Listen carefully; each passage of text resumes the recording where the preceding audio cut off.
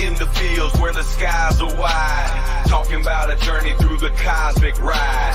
Einstein and Thorne, they set the stage for a trip through time across the space age. Wormholes connect distant points in space, traversable paths to a far-off place. No black holes pull, no crushing weight, just a cosmic tunnel to a distant gate. Talking wormholes, stargates, negative energy, travel through the cosmos, it's our destiny. MH370, where did it go?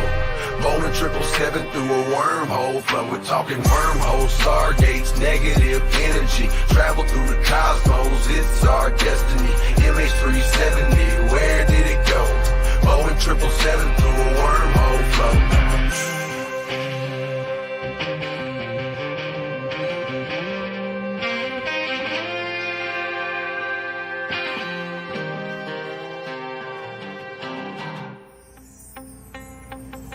Exotic matter, negative energy's the key to stabilize the wormhole for you and me. Quantum vacuum squeeze so tight, creating conditions for this wondrous flight. Static fields and lasers in the lab they play, generating forces in a new kind of way. Gravitational squeezing, Casimir's force, negative zones we need to stay the course. Talking wormholes, stargates, negative energy, travel through the cosmos, it's our destiny. MH370, where did it go? Bowling 777 through a wormhole flow. Thin shell formalism plates so fine, spherical geometry we realign. Energy conditions that we must defy, for a stable wormhole, let's give it a try.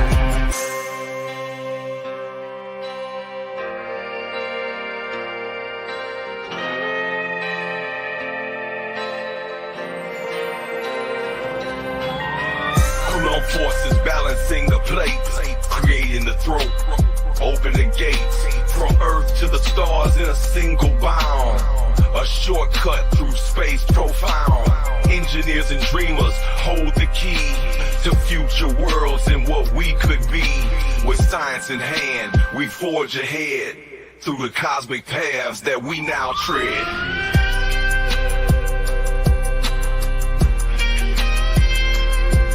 Talking wormholes, stargates, negative energy, travel through the cosmos, it's our destiny. MH370, where did it go? Boeing 777 through a wormhole flow. From the fields to the stars, we break the chains. Understanding the universe, we make the gains. Lil Hula Crunk shines, bringing truth to light. Through his music, we'll explore the night. With wormholes and stargates, our path is clear. Exploring the cosmos, our future's here. What up, everybody? Welcome to the stream tonight. Appreciate you guys. Mods in the house. William Bill, nice to see you, man. Hey, everybody. I'm glad everyone's here tonight with us. We got a good audience already. People jumped in early on. Kimberly James says, Ashton, drop a link for the song. Yeah, let me find that for you guys real quick. So we got a space starting in 10 minutes. So if you guys are interested in MH370, if you're interested in scalar physics, if you're interested in free energy, that space is starting up in 10 minutes. And I was going to go over the counterfactual teleportation protocol before that, but we're going to just chill before that, answer some questions, because I'm probably gonna have to do eat a little bit of food here before we get going. I'm a little bit behind, but no big deal. So let me find that link to the song for you guys first. And thanks everybody for being here. So if you've been following along, guys, we've been blowing up, man, on social media. It's been wild. So here's the link. The link to the song is actually on YouTube. So I just put the link to the song in the chat. You can see it on the bottom of the screen right here. If you want to check that out, go for it. The space tonight's probably going to be, I'm going to probably try to keep it to somewhere around 2 hours, just because I'm, exhausted. But this is the first space that I've done in a while. I joined a random space with Tupacabra earlier, and like 200 people joined just from like me jumping on the speaker panel, which is pretty wild. I think that it means that there's going to be a lot of interest tonight. Sorry, let me get my thing set up here so it looks better. I hate this thing how it's like sticking out. Yeah, and so we'll talk about the ether as well, guys. So, guys, there's going to be potentially some big news coming up here as well. Things are rapidly advancing. There's a lot of stuff going on behind the scenes that I'm not talking about. I hate saying that in general because, like, I feel like one of these UFO wannabe celebrity people when I say stuff like that. Oh, like, hey, because you never know what's going to happen. Things change. But yeah, I have been making connections with people, making plans with people, trying to get this information out there. And I'm going to try to be as honest and open about everything as I can. And when I have some more news to give updates on, I will do that. But I truly believe that this community has the capability to change the entire world. I really believe that.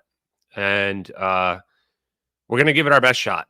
And we're going to see, like 50 Cent would say, we're going to go for it or we're going to die trying. That's how it's going to play out. There's no in between. We're all in on this, right? There's no backing out.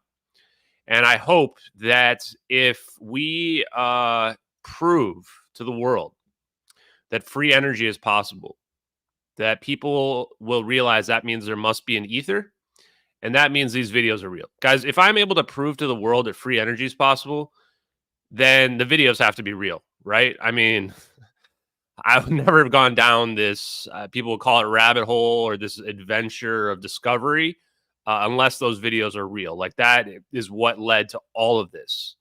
So I'm going to put that on while I answer some questions here while we get ready for this space tonight. It's going to be a great space tonight, guys. I'm really looking forward to it.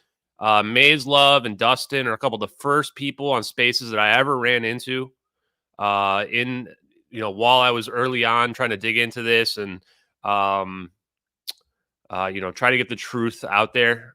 So these are some people I want to pay back all the people that have followed and helped this investigation reach the point that it is, including the podcasters, the X Space hosts, everybody that's followed along from the beginning. Because truly, there's no way that we would have ever gotten this far without all of these people. This is one day in the future, this story will make an absolutely incredible movie, like absolutely incredible. I look at it like it's kind of like the Facebook movie, where like you watch the Facebook movie and you're an outsider and you don't know what the story of Facebook was. And then you watch it on the inside and you're like, whoa, this was crazy and dramatic. This is like 100 times crazier than that. I mean, we're talking like everyone thought it was crazy. We got this whole UFO community drama and the trolls and the debunkers, and it ends up leading to free energy. So tonight's X Space is going to be pretty awesome. I'm going to answer all questions in the X Space. So if you want to ask questions, you can jump in and you can, ask me whatever you want. As long as it's not going to get somebody killed, I'll answer the question. Let's leave it at that. So as I always have been as open as possible about it. If even people want to ask questions about, debunk stuff, I'll even address that if people want. Although at this point, I think we've addressed all the debunkers for a while. Superposition proves ether exists. I don't know. I mean, superposition is pretty damn crazy. This idea that Schrodinger's cat, the idea that the double slit experiment, I believe that wave pilot theory is the most likely explanation. And it's funny because I think it was Bohm that came up with that, as in Aronoff Bohm. And these are all these little connections where, like, logically and intuitively, the same things that I had thought were the most likely aspects in physics before I dug into all this end up being the things that are, the things that have been suppressed and hidden, whatever, however you want to think of it. Who do you think would play your part in the movie? Who was it that they said? What was the dude from Sheldon or whatever from the Big Bang Theory? What's his name, guys? Or probably someone like Michael Cera or Jesse Eisenberg. How funny it would be if actually Jesse Eisenberg plays me in a movie about MH370 when I'm like, oh, it should be like the Facebook movie. That would be too funny, guys. I think what I'll do is I'll wait for the space to start. And while other people are talking, I'll just eat my sandwich that I've got going on here, my wrap that I've got going on. So that way you guys won't have to listen to me eating. So there's the first video. Guys, this video right here, we're literally looking at, it's even hard for me to believe. It's even hard for me to believe as the guy disclosing this, is that we're literally looking at the first ever publicly available filmed wormhole. This might be the first ever filmed wormhole ever. Like, we don't know. I mean, maybe there's other stuff that the military's got out there, but this is the first one that's been ever seen in the public in high quality. Ryan Gosling playing me would be like so bizarre. Burt Reynolds, there you go. Burt Reynolds. There was a drink called the Burt Reynolds we used to drink right after I graduated in my first job, and it was Jaeger and Red Bull. It's like the worst things you can possibly put in your body. We would call it the Burt Reynolds with the mustache. That would be great. Johnny Knoxville. Johnny Knoxville's Ashton Forbes. Johnny Knoxville, he got in some drama. He was tasering, what's his name? Andre, forget Andre's last name. Eric Andre, yeah. The dude from Silicon Valley. Yeah, I forget what his name is. You guys pick all the nerdiest people, but honestly, those are pretty good guesses, like, honestly, for who would probably play me in a movie. Joseph Gordon-Levitt. You guys cracked me up, dude. I might have to make a post. There's no way Brad Pitt would be the guy. I might have to make a post about like who would play me in a movie. Jesse Eisenberg that's like odds on favorite, right? For sure. Too funny, guys. You guys crack me up, man.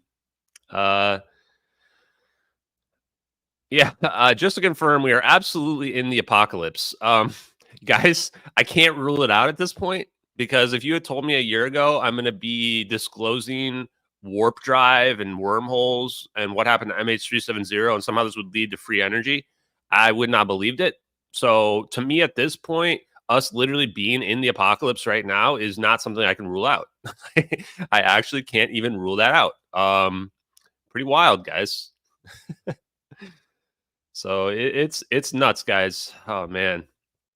I really don't know what's going to happen. Like, we are at an inflection point right now where the attention on social media, people are paying attention. All the debunkers have been addressed. We've got debunkers and MH370 investigators running from us in debates. We've got physicists too afraid to even engage us because they're afraid they're going to be wrong. And we've got like huge influencers like promoting our stuff. We've got Elon Musk being trolled about this because he's got an NDA, and like he wouldn't be able to talk about this. Like, this is real satellite surveillance footage. Like, he can't even talk about this. We've got Andrew Tate is following me on Twitter. Andrew Tate, like the guy who all the drama about the Romanian sex work stuff and getting completely attacked, one of the biggest influencers in the world. He's got over 8 million followers. He only follows 800 people, and he's following me. We've got a general following me. General Flynn, literal General Flynn. Timothy Chalamet, or whatever you say his name. That would be, yeah, okay. Guys, there's actually more possibilities for who would play me in a movie than I would have thought. It's Terrence Howard. Yeah, you know what? Terrence Howard. Like, whatever, man. Let's just race swap it. I don't care. Whatever. I'm progressive, man. Don't matter to me. Let's have a redheaded woman play me. Let's just do it. Oh, here we go. Veterinary. What is knocked, you guys? What kind of currency do you guys think that is? Everybody guess in the chat. I'll throw another Discord invite while we're waiting. The space should start any minute now. So I'll jump in there in just a second. Okay, we're doing a new Discord invite. Once again, guys, the Discord's getting like big. Like, that's why I'm only doing like 25 at a time. So I don't want people trolling. People are going to start arguing because, you know, you just get more and more diverse people in general that are in this Discord. So please just don't argue much. It may be harder for me to address some of the comments because, like, the Discord is so many messages now. So I apologize if I'm not. Yeah, Jaeger bombs. Yeah, Jaeger bomb, Burt Reynolds. But we would drink the Jaeger bomb like as a literal drink, like with like the Jaeger and the Red Bull, like a literal drink that you would sip on. That's how degenerate we were back in the day. Hi from Australia. So this is what I want to tell the Australians as well. The Australians led the search into MH370, and they were the ones, like, just them and the Malaysians got screwed over by the United States, my country, the most. We just sent these people on a wild goose chase, hundreds of millions of dollars, you know, and found literally nothing. So there's the Discord again. Yeah, if you don't want to do the Discord, you don't have to. It's no big deal, guys, especially if you're on X or whatever. Oh, that was Norway. Okay, thanks a lot, man. Thanks for the I don't know, whatever Norway dollars are. Appreciate it. Oh, JL, thank you very much. Do you pay attention to the pole shift? Not really, because the way I look at the pole shift stuff, like it's all over, man. If the pole shift stuff happens, like there's nothing we can do about it. Like it's just straight up game over. Okay, I'm searching for the space real quick. So that's the reason why it's like, you know, whatever. If pole shift happens and the apocalypse comes, then there's really nothing we can do. The good news that I would say is that if that's going to happen, like this, maybe we have the technology to prevent it from happening now. I don't know. Maybe that's why we monitor the poles. I just really don't know, guys. Okay, where's our space? Looks like it hasn't quite. Wait, that's not even it. That's trans ideology. Oh, Maze Love. She's going on trans ideology. Okay, here we go. We're going in.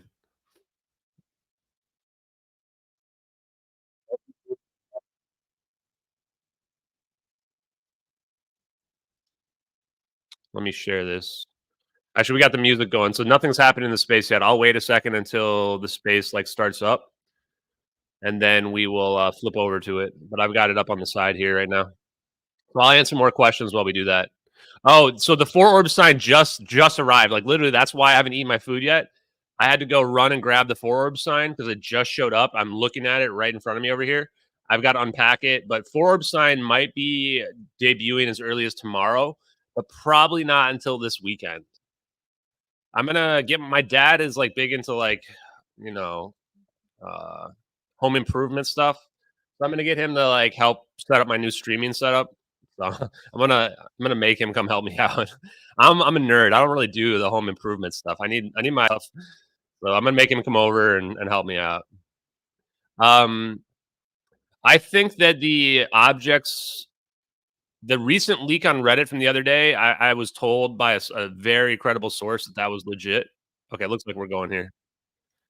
I think Bob Lazar is probably right. We'll see, though. We have 450 people already in here? Okay, here we go.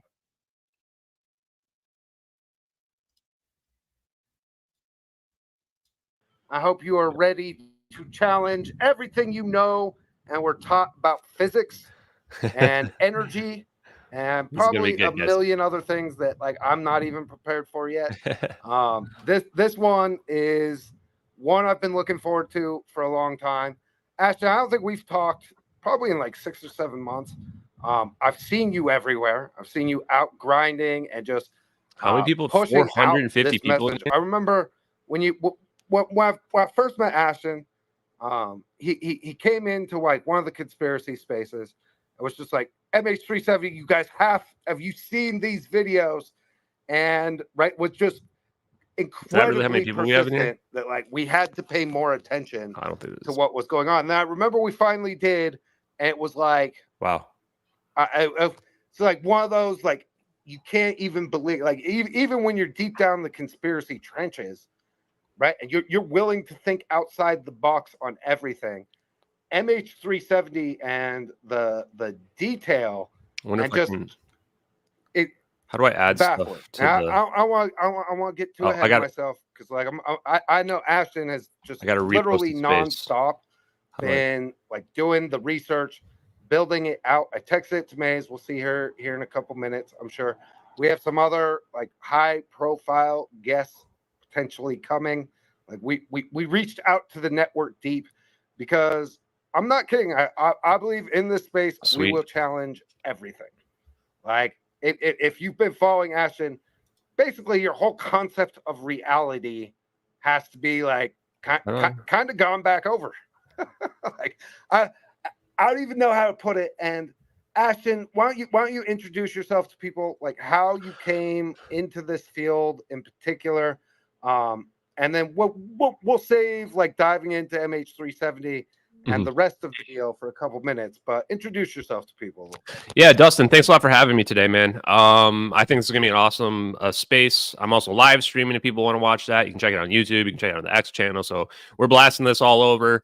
Man, it has been the most incredible journey. I don't think there'll be anything in my whole life as incredible as this journey has been. And I'm so happy that I've been able to meet people like Dustin, like Maze, like everybody else who's been following this journey. I've met and talked to people that without this, I never would have talked to in my entire life. And I remember the early spaces where I was like, you know, pushing these videos and trying to investigate what happened to the plane. And I wasn't really sure. And I would join every space I could find that was about conspiracies and UFO stuff because I didn't know what the hell was going on. And people like Dustin and Maze like gave me a chance. They were super nice, as well as many other people that were out there. And without this grassroots movement, we would never have gotten to where we're at right now. Like, I can't believe when I look at my own followers, like 135,000 followers. Like, just to put that in perspective, I used to have 30 followers last August, 30, and they were mostly just bots. Like, I was never a social media guy or anything like that. I was just one of those lurkers, you know? And so this has been wild. What I want to say is that there was this disclaimer that I used to say early on because I was so adamant that I didn't want people to be able to set a narrative. I'd seen and a lot of you guys are going to be familiar with this concept, but that there were a lot of people that, you know, they get vilified when they come out and they try to disclose stuff that seems incredible, or if they're just influencers in general, you know, they get attacked, they get discredited. Look at Elon Musk. Elon Musk buys Twitter and they try to first like not allow him to buy it because the government wants to be able to control it. And then when he gives them a super offer that's like way too good, then they force him into buying it. And then they just vilify him and convince people that loved Elon Musk that he's the devil because he's took the one censorship apparatus away that now we have one space where we can speak freely about stuff without being censored by the government, you know? And so I was afraid of that. So I came up with this disclaimer. It's kind of corny now, which is why I don't really say it that much, but I want to go through it again just because of how far we've gotten. So you guys can understand the mindset. And early on, I was scared. I was looking at these videos and I'm like, these videos might be real. And if they are, they have been covered up. There's been this giant conspiracy. And at this point, I'm 100% sure these videos are real and there is a giant conspiracy. But I've learned more about the nature of the censorship and, you know, what the government will do. It's mostly discrediting. So what I would say is that early on I said, this is not QAnon. This is not to distract from the UAP hearings. I support Grush because all these UFO people love David Grush. I would say this is not to distract from Trump or from Biden. This is not political. Except the cover up, which is, of course, I would say this is not a hoax. This is not disinformation or misinformation. I used to say that I was not a spy as well. I just said that I'm a normal guy who had 30 fake followers a week ago. And this was when this was back in August, I wrote this. And now I have nearly 1,600. That was, again, back in August, you know, and we've come a long way since then. I want to tell the truth. I'm pushing this, but it came from the community, meaning this was a community-led investigation, especially at the beginning. I am just their voice. And that's what I have always thought myself as. You know, I've always thought that anybody could be this person. And what I've wanted is for people to take this as a template for how we can expose corruption in the future and how we can look. And the people in the UFO community, I would say, is how you can look at stuff that's out there and watch how the disinformation apparatus works that tries to convince people that stuff is fake. I used to tell people early on that if these videos are real, then we can watch how people react to them and how they try to censor them and hide them. And we've been doing that for the last 9 months. We've watched these debunks come out of nowhere. We've watched YouTubers with millions of followers try to convince their fans to ignore the videos, that the videos must be fake, etc. So we've learned a lot on it. And then the last thing I would always say is that we're doing this ultimately for the families of the victims. And back then, I just thought it was just about MH370, right? Like the families are the biggest part. I remember Salvatore Paez, when I interviewed him, he goes, we have to remember that there was 239 people and their families got no closure on this. And the reason why that's so important is because what we've discovered since then is possibly the most profound thing that we could ever discover from videos, which is that this technology that's being kept hidden from us, that we're calling forbidden technology, leads to literally free energy. Free energy has been suppressed from us. I just want you to absorb that because that has the capability of changing everything. So that's where we're at here tonight. I'm looking forward to talking to you guys, answering questions, and digging into this whole thing. Wow, Ashton, so good to see you, man. And it's been wild to watch your journey. And and Maze, good to see you, darling. one of my favorite human beings in the whole freaking world. We don't get to do this nearly as much as we used to because I've been caught up building something else that also is pretty epic and wild. But Maze, I'm struck when like Ashton's story is indicative of so much else. He brought up David Gersh, and like we had that earlier than everybody else, right? Like we in our conspiracy spaces when they got real big, we had the opportunity to like break all kinds of stuff. People would come to us, and like what's funny is that the journey always leads to one of several places, right? Like it always leads to a question of what reality is, of what consciousness is, what energy is, and like how we interact with that. And so every time that you start to expand your thinking outside the constructs that we're supposed to like think within, you always end up at the same like base level discussions. Like, what is this? What are we? What is going on here? And this is such a perfect example because it starts with the MH370 is a Malaysian flight that just kind of like disappeared, right? Like the official story is it crashed, like kind of disappeared and then crashed, but they never recovered anything, and we don't really know what happened with it. Is that generally like what they came out with the story as? Yeah, so just for a recap on what happened with the plane. So this was 10 years ago. And 10 years ago, on March 8th, 2014, everybody woke up and we were told that Malaysian Airlines Flight 370 disappeared. Just straight up went dark and we have no idea where it is. And we started this search. We were told that this plane disappeared over the South China Sea, but we were also told that the plane disappeared at 1840 UTC. And people started doing the math and they're like, wait, but that plane shouldn't have been over the South China Sea. That was like an hour after it would have been over the South China Sea. So right away, things were very heavily obfuscated. And if you listen to the post I made earlier today, I'm going to try to figure out how to post some of this into the pill or whatever it's called. I'm not great with social media, guys. There's this post from Joseph P. Farrell where he actually talked about this idea that I'm trying to figure out how to do this. Share post. I don't really know how to do it, guys. Maybe you guys can when you share, we got you'll be fine. Yeah. Okay. So he talked about this idea that like there was all this obfuscation, and the only reason why you would have all this obfuscation is because something suspicious happened, that there potentially would be a cover-up. And so we find out after like 5+ days of searching in the South China Sea with 40 planes and 40 boats that, oh no, just kidding. We had this military radar tracked this plane going back across the peninsula of Malaysia. Now, as part of the investigation, what we found is that the people that were searching, they actually weren't searching in the South China Sea. They were searching over to the west in the Andaman Sea, in the Straits of Malacca, and the Nicobar Islands. And this is weird. I think that I'm the only investigation that's shown this. There's a video I posted of one of the pilots who was talking about, like, for some reason, the media was talking about the South China Sea, but we were searching over to the west, and we didn't know why. And then on March 13th, the Malaysian, it first starts getting reported in Western media that this plane turned into the South Indian Ocean. U.S. intelligence sources, unnamed ones, are what led this narrative. And then it started to come out that, oh, there's some satellite pings that indicate this plane went into the South Indian Ocean. And if you just think about what I just said there with all of this, this is not how a situation where there's a missing plane where there might be, hundreds of people on rafts somewhere, what should go down. You would think that the very next day, all the information should be made public. You listen to the press reports, press releases and the press conferences that were going on daily. Family members were screaming and freaking out, getting arrested, throwing stuff at the officials, because the officials are just up there lying, just straight up lying, just saying they don't know. And New York Times literally asks the Minister of Transportation, can a plane just go dark? Is that even a thing that can happen?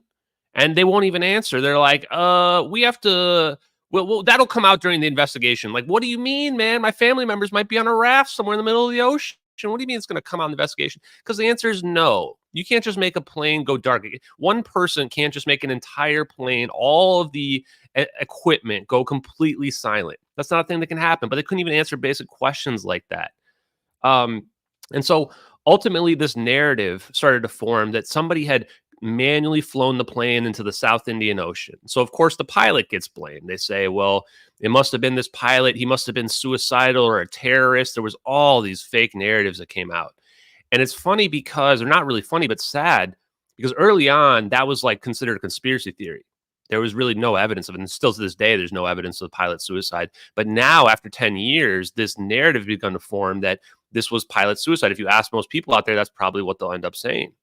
But there's really absolutely no evidence whatsoever of it. This turnaround, this pilot doesn't go into the air to asphyxiate everybody. There's no evidence that he locked anybody out of the plane. He goes to the nearest airport to land the plane in an emergency scenario, which is not what you do in a suicidal scenario. And if you're suicidal, you just crash the plane. You don't fly around on an 8-hour joyride. And if you're trying to disappear the plane, you fly to the east to the Mariana Trench from the South China Sea. You don't fly back over the peninsula of Malaysia and then down into the South Indian Ocean. That's like the last route you would ever take. Even the simulator data that they claim that if you listen to narratives, they say, well, there was some simulator data. The FBI literally ruled the simulator data out as not being suspicious. The officials said it wasn't something that could be conducted by the pilot. The pilot was ruled out by everybody. And so it's kind of absurd that you've got this narrative out there. Now, the most important thing, though, and this is why we don't even need the videos, is that we know that the United States government knows what happened to this plane. Like beyond any shadow of a doubt, they know what happened to this plane. We have satellites everywhere. If the plane had crashed anywhere in the ocean on the entire world, it would have left a debris field visible from space for multiple days. And we have satellites that not all satellites are stationary. Some of them are low Earth orbit. And so the place that they go to around the Earth changes every time they make one rotation around the Earth. So most of these satellites end up covering the whole Earth like every day. So you can imagine that if there's a giant debris field in the middle of the ocean, eventually we're going to have satellite data. It's not like satellites are real time only. We take the data and we send it to these database farms. The database farms have the images forever. And the way that we found out it really works is that you can log into them and potentially produce, start a project up, and you can pull satellite data and actually create video playback, maybe even 3D video playback. So just that alone, we know the United States must know, but there was more than that too. We also found out about the over-the-horizon radars, which Diego Garcia Pine Gap is one of the most advanced military bases on the planet, and it's in Australia, that should have been able to see for thousands of miles, as well as the JORN system, the Jindalee Operational Radar Network in Australia. All of these radars should track the plane from takeoff to landing. There's no chance that we're not tracking, the military's not tracking a rogue 777, flying for 8 hours. And then there's also this acoustic data, which there was a new report just today, right before this space in this live stream, that some, I guess, scientists in the UK want to explode the bottom of the ocean near the 7th arc where they think that the plane crashed, because they want to test what the acoustic sounds would be like. And we don't even need to do that, because we know that we would be able to, the acoustic sounds are going to detect a plane crashing into the ocean at, I think they said 15,000 feet per second or per minute. It's going to break into a million pieces. The acoustic sounds are going to pick it up. We know that because the Titan sub imploded by the Titanic, and they had pinpointed the exact location of it and just didn't tell the world for 5 days. But there's another one as well, which was Avi Loeb. He is the Harvard astrophysicist. He went and picked up a couple metal shavings from the bottom of the ocean near where is it, northeast of Australia. And if you find, there's a news article about that, and this was in 2014 as well, when this meteorite crashed into the ocean. And apparently he got some information from the DoD where they were able to pinpoint the exact location to such high accuracy that he was able to pull off small ball bearings off the bottom of the ocean from a meteorite hitting the ocean. So we know that we have the surveillance capabilities that would attract the plane. So even before we get into the videos, what I want people to know is that there's 0% chance the United States government doesn't know exactly what happened to this plane. And this is the reason why all the FOIA requests to the United States government, of whatever agency you send it to, into MH370 are always met with an exemption that says it's to be kept secret in the interest of national defense or foreign policy. Whew, man. There you go.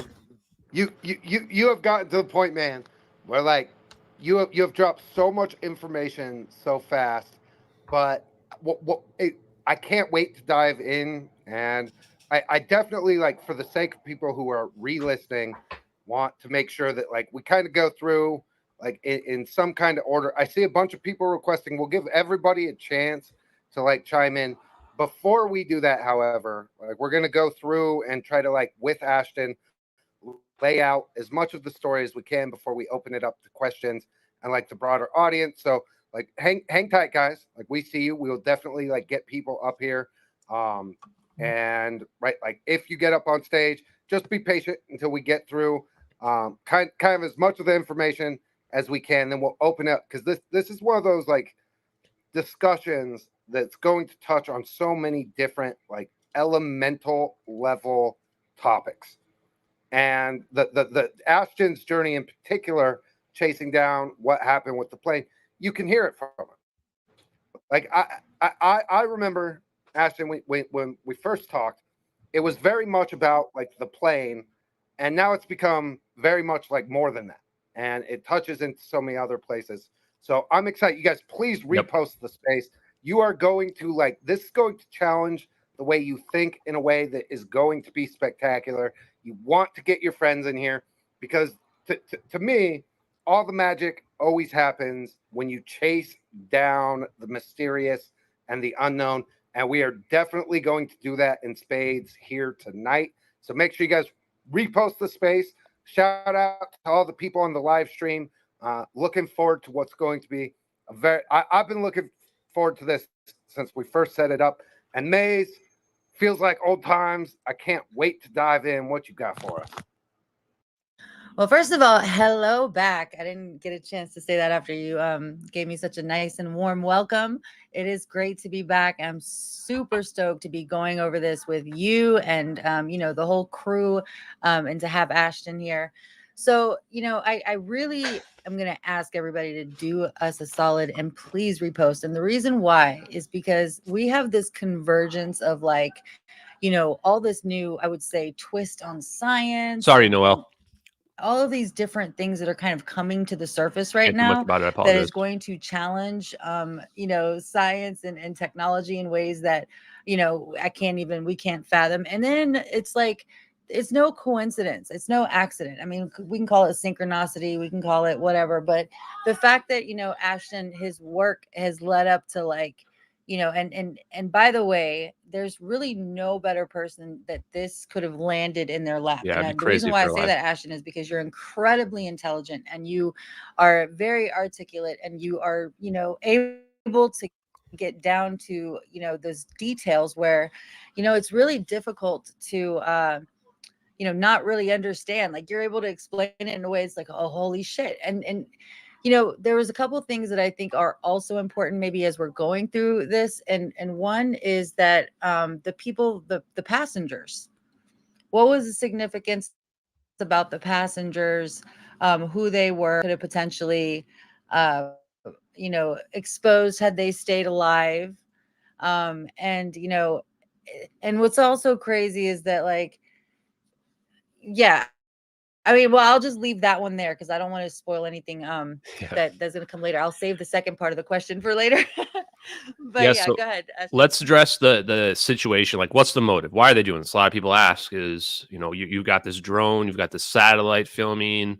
Why are we doing this to a commercial airliner? Why are we, you know, sending the commercial airliner through a portal or a wormhole or a warp drive or whatever it is going on in those videos? Those are, of course, some of the first questions that people are going to ask on there. And to me, there are two prevailing narratives based on the totality of the evidence. Early on, I thought, well, this is a rescue operation because I also think, proved that there was a fire emergency event on board related to the batteries. There's almost 500 pounds of lithium-ion batteries. And this is not, I was talking to this B777 pilot. He's like, oh, we have 40 wheelchairs in the bottom of our planes. I'm like, these are not fucking wheelchair batteries that we're dealing with here. These are batteries stacked up unsafely in you know, cardboard boxes, and they were put together that day and they missed 2 security screenings. When you look at the batteries, you go, these are clearly, like, this is the number one, you know, suspected reason for what's happening. And then you find all these witnesses all see a fire. All these witnesses, every single witness corroborates a fire event. And you're like, okay, obviously there's a fire. That's why he's going to Penang, blah, blah, blah.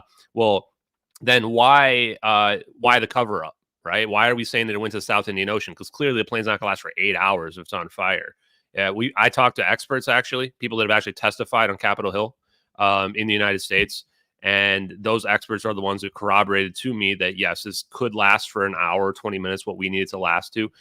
The reason for the cover-up's the videos. Like, that's the reason. So I thought, well, maybe it's a rescue attempt. So they get 1 hour and 20 minutes. They deploy the drone. There's these exercises going on between the United States and Thailand in that area right there. So you've got your drones somewhere nearby. You send it up. You find the closest satellite. You operationalize it. Make sure it's angled the right way, looking down there, and you see it. And we found the satellite that was in the area over the Malacca Straits that exact same time when the plane supposedly turns into the South Indian Ocean. The best part is the location that they claim the plane in the South Indian Ocean is the exact location that we see in the coordinates in the satellite video, which I'm like, wait, what? The coordinates line up with that? And there's a real witness down there that sees the plane glowing orange? Like, this shows the fire. So you could say, well, they're trying to rescue the plane. And then I thought, well, there's another narrative as well. And if you listen to the other letter that I posted today, the whistleblower letter to Ashton Forbes, which is the creepiest thing that's ever happened to me, this was a narrative that I had only thought there was like a 5% chance. And then after I read that, I went, whoa, this is potentially espionage. Go ahead. Ashton, so I want to dive into it. So, but I want to lead people into like how you ended up, like, right, having interest in this particular story, right? Okay, so we can come back to that. So yeah, no, and because I think that's next. Okay. But right, like why were you interested in the Malaysian Air, like the flight in the beginning? Like, what first caught your attention about it, and like how did you first get involved? And right, you outlined for us some of the things that were suspicious, like right out of the gate. But why were you paying attention to it in the first place? Yeah, and I mean, so I've always just kind of like followed various plane incidents and crashes. And I've told this on a lot of podcasts that I'm afraid of flying, actually, and I have been for a long time. And so I've always tracked that kind of stuff. And when I saw these videos reemerge on Reddit, which I'm no fan of Reddit whatsoever, but I had lurked there and just kind of watched stuff, I had recognized the drone video. I had recognized from seeing the drone video 10 years ago on the internet randomly when I was looking into what was going on with the plane, because everybody was wondering what the heck happened to the plane. And I was never comfortable with what happened to this plane. The whole like randomly going in the ocean, finding nothing made no sense to me. I knew the United States government probably had to know. And this was before I even knew about our surveillance capabilities the way I do now. And so when I saw the second video and realized there was 2 videos in perfect synchronization, that's what piqued my interest. And I was already on this kick where, like, when I saw stuff online that I thought was being censored or suppressed, I would start like saving links to stuff, because you have this, you guys know how social media works. All of a sudden the government starts censoring stuff and it disappears. So I started doing that, and I used my X account and I started reposting some of the analysis that started happening on Reddit for like, there was about 10 or 11 days. Every single day, it was nothing but analysis of these videos. Started posting it. To me, I was convinced that there was a high degree that they were real when it had been pieced together that the mouse that comes over the screen from off the screen was a Citrix session, meaning this is a remote terminal login, and that somebody was doing a screen recording. They were not filming with their camera. I had independently figured out from looking at the videos, they were not taking their camera and holding it to the screen. Like when you see a lot of leaks, you see someone using their camera to film the screen. And that's not what was going on here. And I went, holy crap, whoever did this knew they were going to get caught 100%. Like there's no, those all have logs on those Citrix sessions.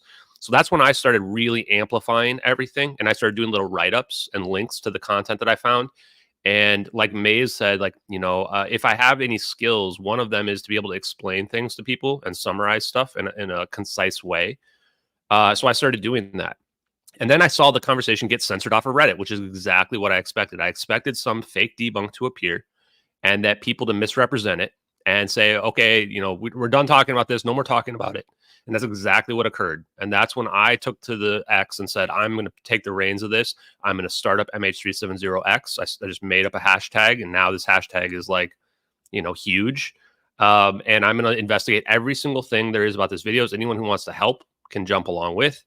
And this is the part 2 where I said, I'm not going to let anybody else set the narrative. I'm not going to listen to anybody else tell me what to think. I'm not going to have anybody tell me this is aliens or this is whatever Arctic. I was like, I'm going to come to my own conclusions about what I see going on in these videos, and I'm not going to listen to anybody else. And I had to end up blocking a lot of people. There's a lot of drama that happened around this. People that were even supportive of me because some people were adamant that I had to believe that it was aliens in these videos, stuff like that. And people on the other side too, they're trying to convince me, no, it can't be smoke coming out of the back plane, stuff like that. I kept telling people, don't do that. So I did that investigation. I'll give you guys a summary of how we got here now real quick. We did that investigation. I started doing podcasts. I would say the bulk of the investigation into what happened with the plane was like 4 or 5 months from September to like December or maybe like January. That was the bulk of like finding new stuff. And we had so many smoking gun moments, like finding the satellite, finding out how like the drone works, finding Catherine T, the fire event, all this stuff. There's no chance that these videos could be fake, but if we're going to find all of this corroborated real world evidence, including a whole new story that had never been promoted in the media of the fire event. And from there, I started reaching out to scientists. Like I see Roy D. Herbert's up on the panel, for example. He's a theoretical physicist. He was one of the first people that I reached out to because he came into my replies and I'm going, why is this physicist like in my replies?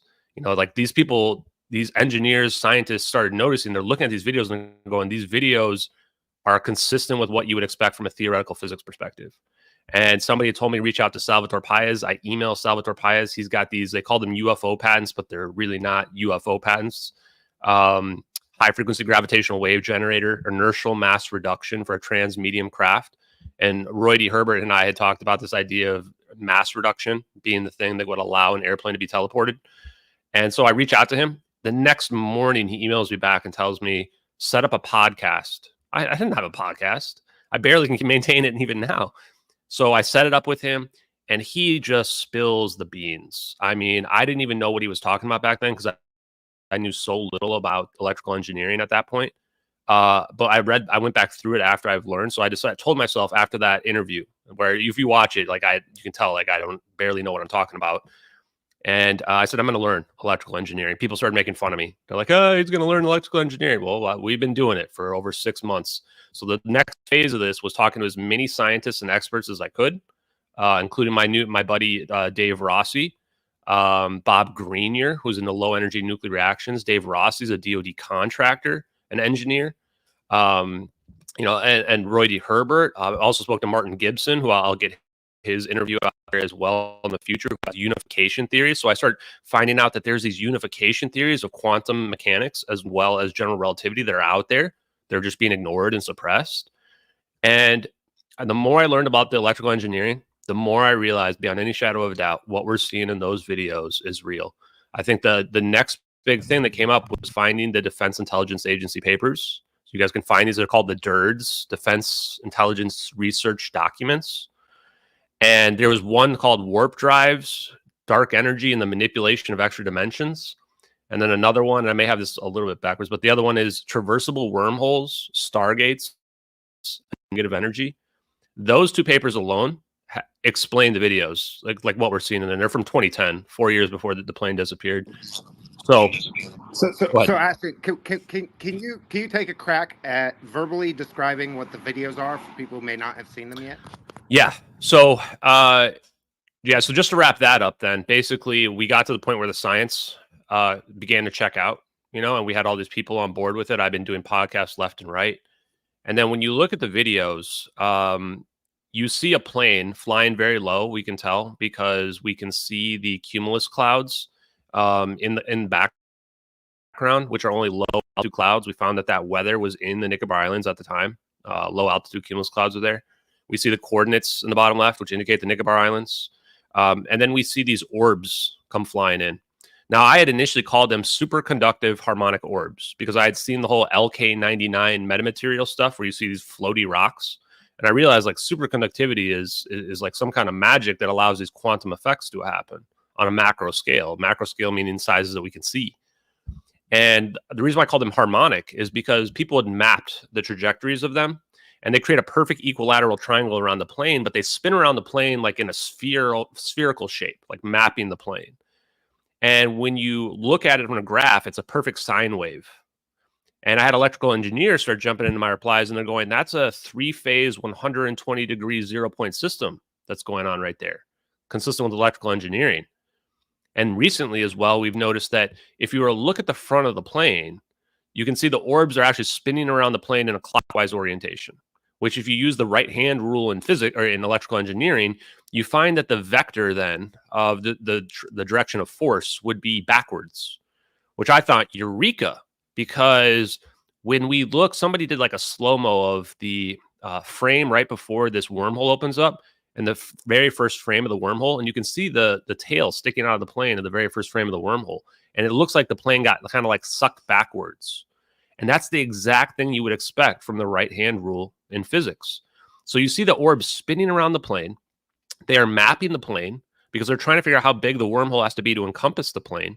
And then their orientation changes into a ring formation because, they're completely vertical around the plane because they create a 2D shape in 3D space, which is the minimum, like 3 objects like that to create a triangle is the minimum number you would need in order to create a 2D shape in a 3D space. So people have argued that's the minimum number you need.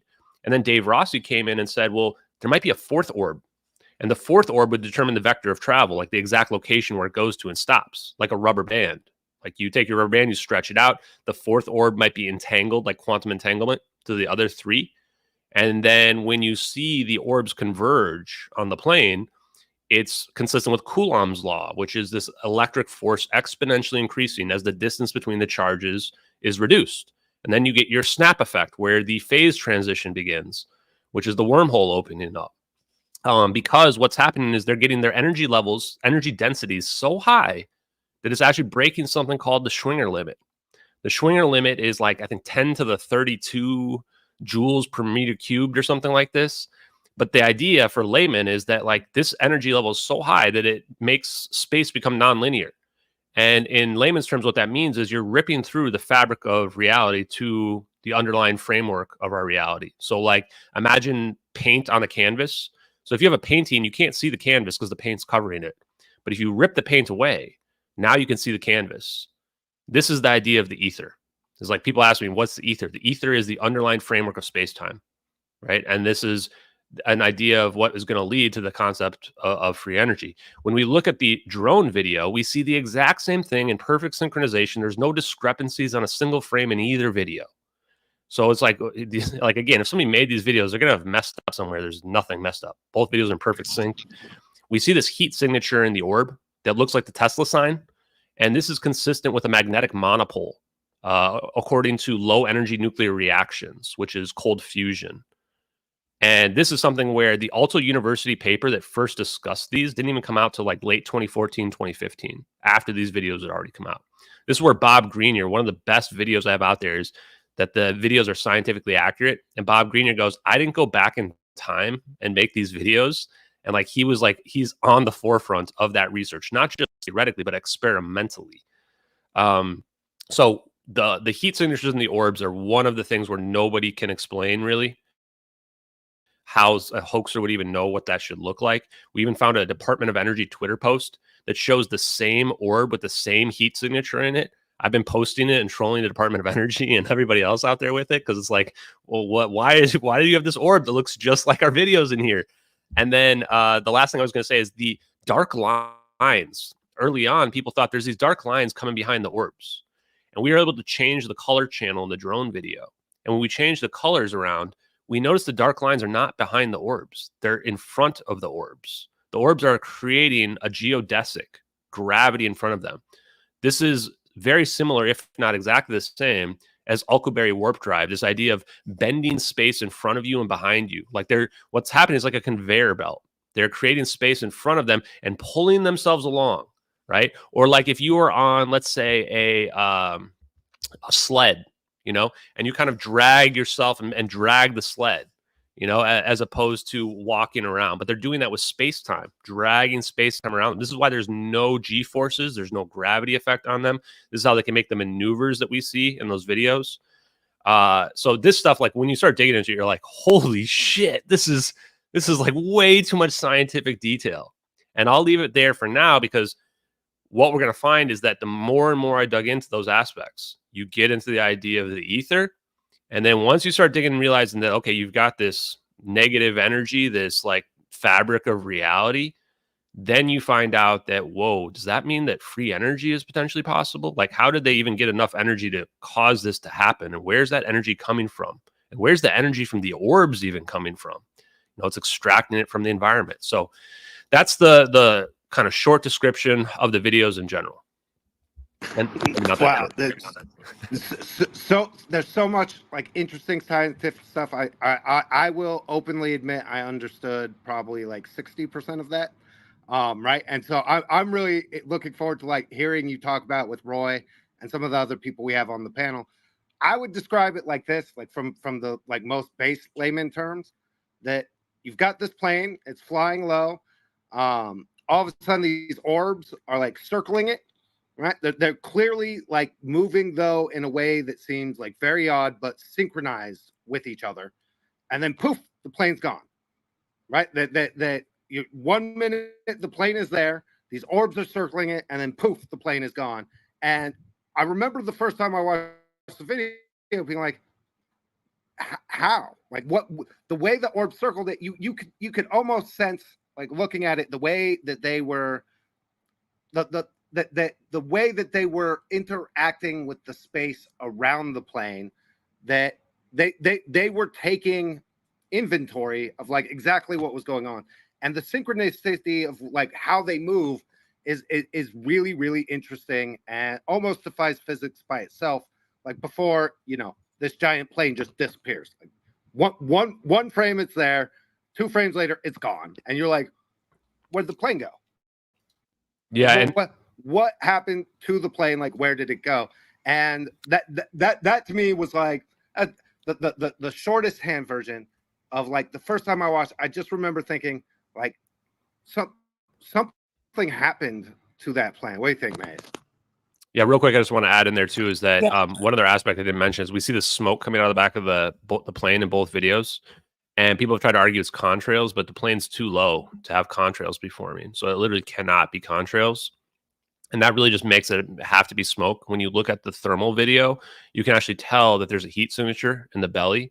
We found out that's where the AC exhaust ports are. So if there was a fire in like the forward cargo bay, you can imagine the smoke going through the air conditioning system, and it's being poured out through near the bottom where the landing gear is. And what's happening is it's wrapping around both sides of the hull, which makes it look like it's coming from the engines, but you can tell it doesn't line up with the engines and the thermal. And the reason why this is important is because Catherine T, in the location right near where the coordinates are, sees the plane glowing orange, flying low, looks like it's attempting a landing, which is actually what's happening in the videos, with smoke coming out of the back of it. And so that's 2 corroborating sources, or 3 if you consider both videos. But then there's another one as well, which the day after the plane disappeared, the China Times reported that they had intercepted a communication from the plane, like must be a classified communication, saying that the plane was attempting an emergency landing and disintegrating, which is like, whoa, that's consistent with the videos, consistent with what Catherine T saw. And the same day the plane disappeared, they changed the time of the plane disappearing later on. The day after, they said that Subang Air Traffic Control lost contact with the plane at 1840 UTC. Well, where was the plane at 1840 UTC? In the location of the videos. They changed it later on, days later, and said, oh, no, military radar lost contact at 1822 UTC, which is 18 minutes earlier, and it's like 300 miles less traveled. So pretty wild. Go ahead, Mace. Well, I was just going to highlight, because you're bringing up ether, and that was also something that was mentioned in the latest, greatest Joe Rogan with Terrence Howard. But for those of you guys that don't really know what that is, it's something that was, I guess, kind of referred to as the 5th element, and it was actually prevalent. This was something in physics back in the 19th century, and it was hypothetical, right? But it was basically what was thought to be filling the empty space, and so it's a medium for the propagation of light. And this is something that they took out of physics, and there was some there was a test back in 1887 which I guess disproved it, and we have scientists up here, so y'all keep me honest. I mean, I'm just trying to explain it. Do you want to explain it, Roy? Go ahead. You probably do better than I would. Okay. Well, time is more than a moment. Okay. So if we consider time to be a moment, a frame, as it were, okay, and we experience that moment, as it were, and those moments change. And as the properties of the moments change, we perceive those moments, as it were. Well, if we consider that all things in our cosmos are governed by the laws of conservation, be that energy or motion or whatever it is, okay, well, if we apply those rules of conservation to time itself, those moments, then one can imagine those moments pouring, as it were, like grains of rice or sand from your palm. And as that happens, conservation kicks in and applies a fluid symmetry to the grains of sand that fall from your palm. We can see this thing with the water fountain thing, where we have a hot smoke that's been burned by an incense that passes through an aperture. And because the smoke shares linear motion, it is turned to a fluid flow. Well, that conservational mechanism is overriding the laws of conservation by doing so. So this law of conservation governs all laws, as it were, within the cosmos.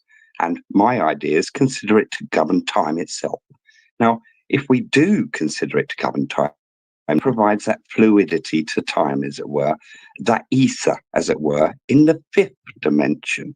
Okay, so time, as it were, is a moment, but also a greater temporal dimension that one could consider being the ether. And yes, light will propagate through that fluid like mechanical ether, the temporal domain, as it were, in waves, because it holds a fluidity. So there you go. So it explains all that. And it also now explains gravity, because just like with any other flow, like a stream, for example, where we have slowing of the flow of the stream by the banks, we get a passive transversal inertia that is born that gathers the flotsam to the banks. But if we look midstream in our flow, the fastest flow, if we were to place a stick there, it would travel all the way to the sea. Why? Because it holds no inertia. It is the fastest flow in the stream, as it were. So things that hold a much faster relative rate than their surroundings will experience zero G. So now this answers all the problems with the UAP and that geodesic independence. So how does one become faster in time? Well, some recent results came in for the LIGO analysis of a collision that occurred between two neutron stars. And what we discovered is that those neutron stars, even though they are huge, okay, massive in fact, and quite anomalous in their cells, in that they hold an extended electron cloud, which is a shared property that quanta shares, in that electrons that orbit the central nuclei are given the phase of quanta. That means that fundamentally, the laws of conservation that govern that mechanism, as it were, and those mechanisms of applied symmetries apply independently of scale and to.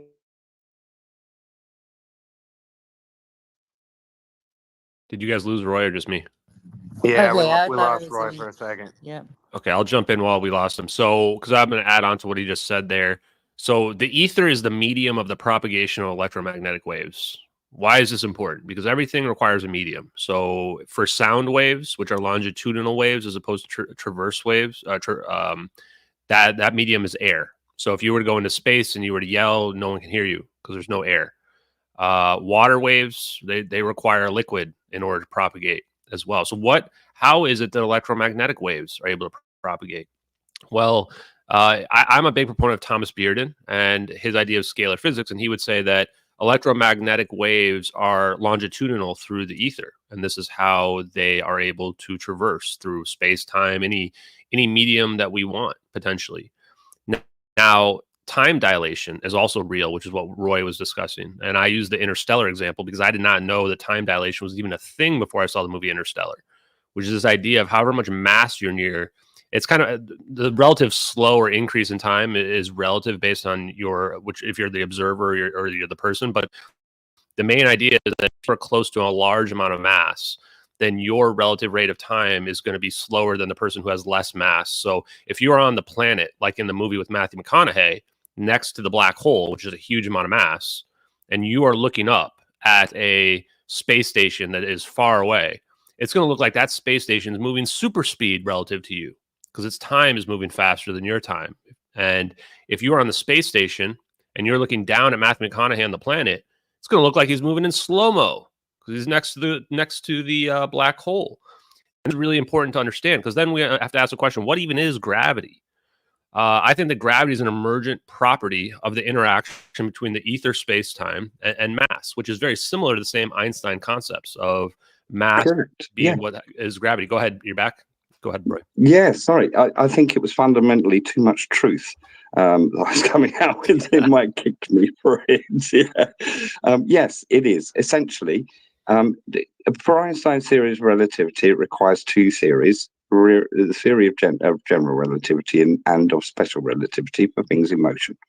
Okay, now, if we go to the underlying contextual nature of our cosmos and consider it a bit like an onion, as it were, and it holding a source, i.e. that beyond the ether, as it were, then we can then unify the two of them in that the complexities of our quantum information change denote our dilation, and our dilation stress, as it were, on that the ether, as it were, that fluid's temporal domain, as it were, causes, just like I was saying, stress to the flow, and it causes that passive inertia that we perceive as gravity. So yeah, it explains all that sort of thing and all the fundamentals. And it basically says that, yes, gravity is fundamentally an emergent entropic phenomena, okay, caused by the changes of time and the complexities of the determining what has actually changed, be that by mass or motion. Okay, so it's all about one's relative rate of time. Yeah, now just to add on to that as well, two concepts I want to bring up. So I want to bring up a little bit of the idea of scalar physics. And people say, well, how can scalar physics be a thing? A scalar is just a potential that doesn't have a vector on it.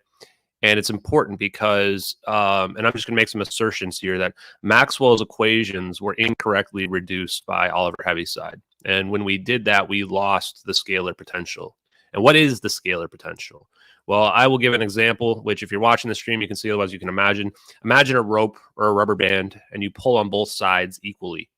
That rubber band or rope is not going to move left or right because you're pulling on both sides equally. Let's say 1 unit of force. You double the amount of force on both sides, it's still not going to move because it's both equal on either side. You quadruple it or 10 times the amount of force on either side, still it's not going to move either direction. But is there nothing happening there? Oliver Heaviside's equation said there's no net force, therefore nothing's happening. But you have your stress in the medium happening. The stress in the medium, if you were to pull too hard, that rope, that medium is going to rip in half. So what is the scalar potential of space-time itself, the stress in the medium of space-time itself? Well, if we include the idea of the space-time ether, the stress in the medium is gravity. That's what gravity is, an emergent phenomenon and property. So that would open the door to, well, now that we know what it is, that we can manipulate it. And if we go back to those equations and how do we manipulate it, we zero out our magnetic or our electric potential. And what we get left with is the stress in the medium, like pulling on the rubber band on both sides. And if we can figure out a way to transmit that scalar potential, either potentially using a high frequency gravitational wave generator or some type of laser, or using a phase conjugate scalar transmitter, that there might be a way. Or directed entropy. Yeah, or any form of directed entropy. The microwaves, for example, would do just as well, slowing time. And that's the idea that a lot of people have been talking about, this idea of like radar and some of these radars being used as a directed energy weapon, where you can create an interference zone at a distance between two of these scalar beams and produce energy at a distance, or even absorb energy at a distance, a cold explosion, as Thomas Beer would talk about it, an absorption of energy at a distance, which is very similar to what we see in the MH370 videos. Now, last thing I want to bring up related to that science, and we can maybe go back to some more MH370 stuff, is that Michelson-Morley was the experiment in 1885 that people say, well, they ruled out the ether, but that's not really true. What they determined was that either there must be no ether or that the ether must be flowing with the Earth itself. And I would counter argument and say, well, maybe that was 1885. We were riding around on horses. Perhaps the experiment has been, maybe we need to go back to that experiment and figure out, did we come to the right conclusions from that? And the reason why I would say that is because I think we're looking at the literal answers in the MH370. Those videos are real videos. And so what we can do is we can work backwards from looking at those videos. And we say, well, we see the cold explosion. We can see the negative energy that is being produced there that ripped through the fabric of space-time. So let's look back at that experiment and figure out, what did we do something wrong? And I posted a video the other day where somebody redid the experiment. And they did the setup and they kind of spun it around, and you could see that the interference patterns don't move when you spin it around. But then what did they do is they turned it sideways. When you turn it sideways and then spin it around so that it goes vertically instead of horizontally, then you can see the interference patterns move. So it begs the question of, is there not some kind of time dilation effect that is causing it, just like what Roy D. Herbert said? Because the closer you are to the planet relative to up in the air, you're going to have a time dilation effect. It's going to be very small, but it's a measurable amount, very tiny measurable amount. And then the last thing I want to bring up, which is the more esoteric stuff, is that people ask, and people have asked in the chat about consciousness, because I do think that I don't really delve into the esoteric stuff as much, but this idea then that, like, if there's this extra dimension, this ether, like, are we just bodies for the transmissions of our consciousness? And even in the UFO community, a lot of people say that, well, consciousness is the grand unifier. That's the thing that brings everything together, other species together, existence of reason for living together. So I just think that's kind of a beautiful thought, how all of this stuff tends to fit together with these concepts of the ether, like Terrence Howard was talking about. When I definitely want to dive more into time dilation, mass reduction, right? Because I know that, like, this ties both of them together in order for us to see what we see. So we have two videos. How did we capture this from two different videos? Like, where were the cameras? Where were they pointed? Like, can you give us, like, the information about how we ended up with two specific videos, recording the orbs, going around this plane, and then the plane seemingly just disappear? Yeah.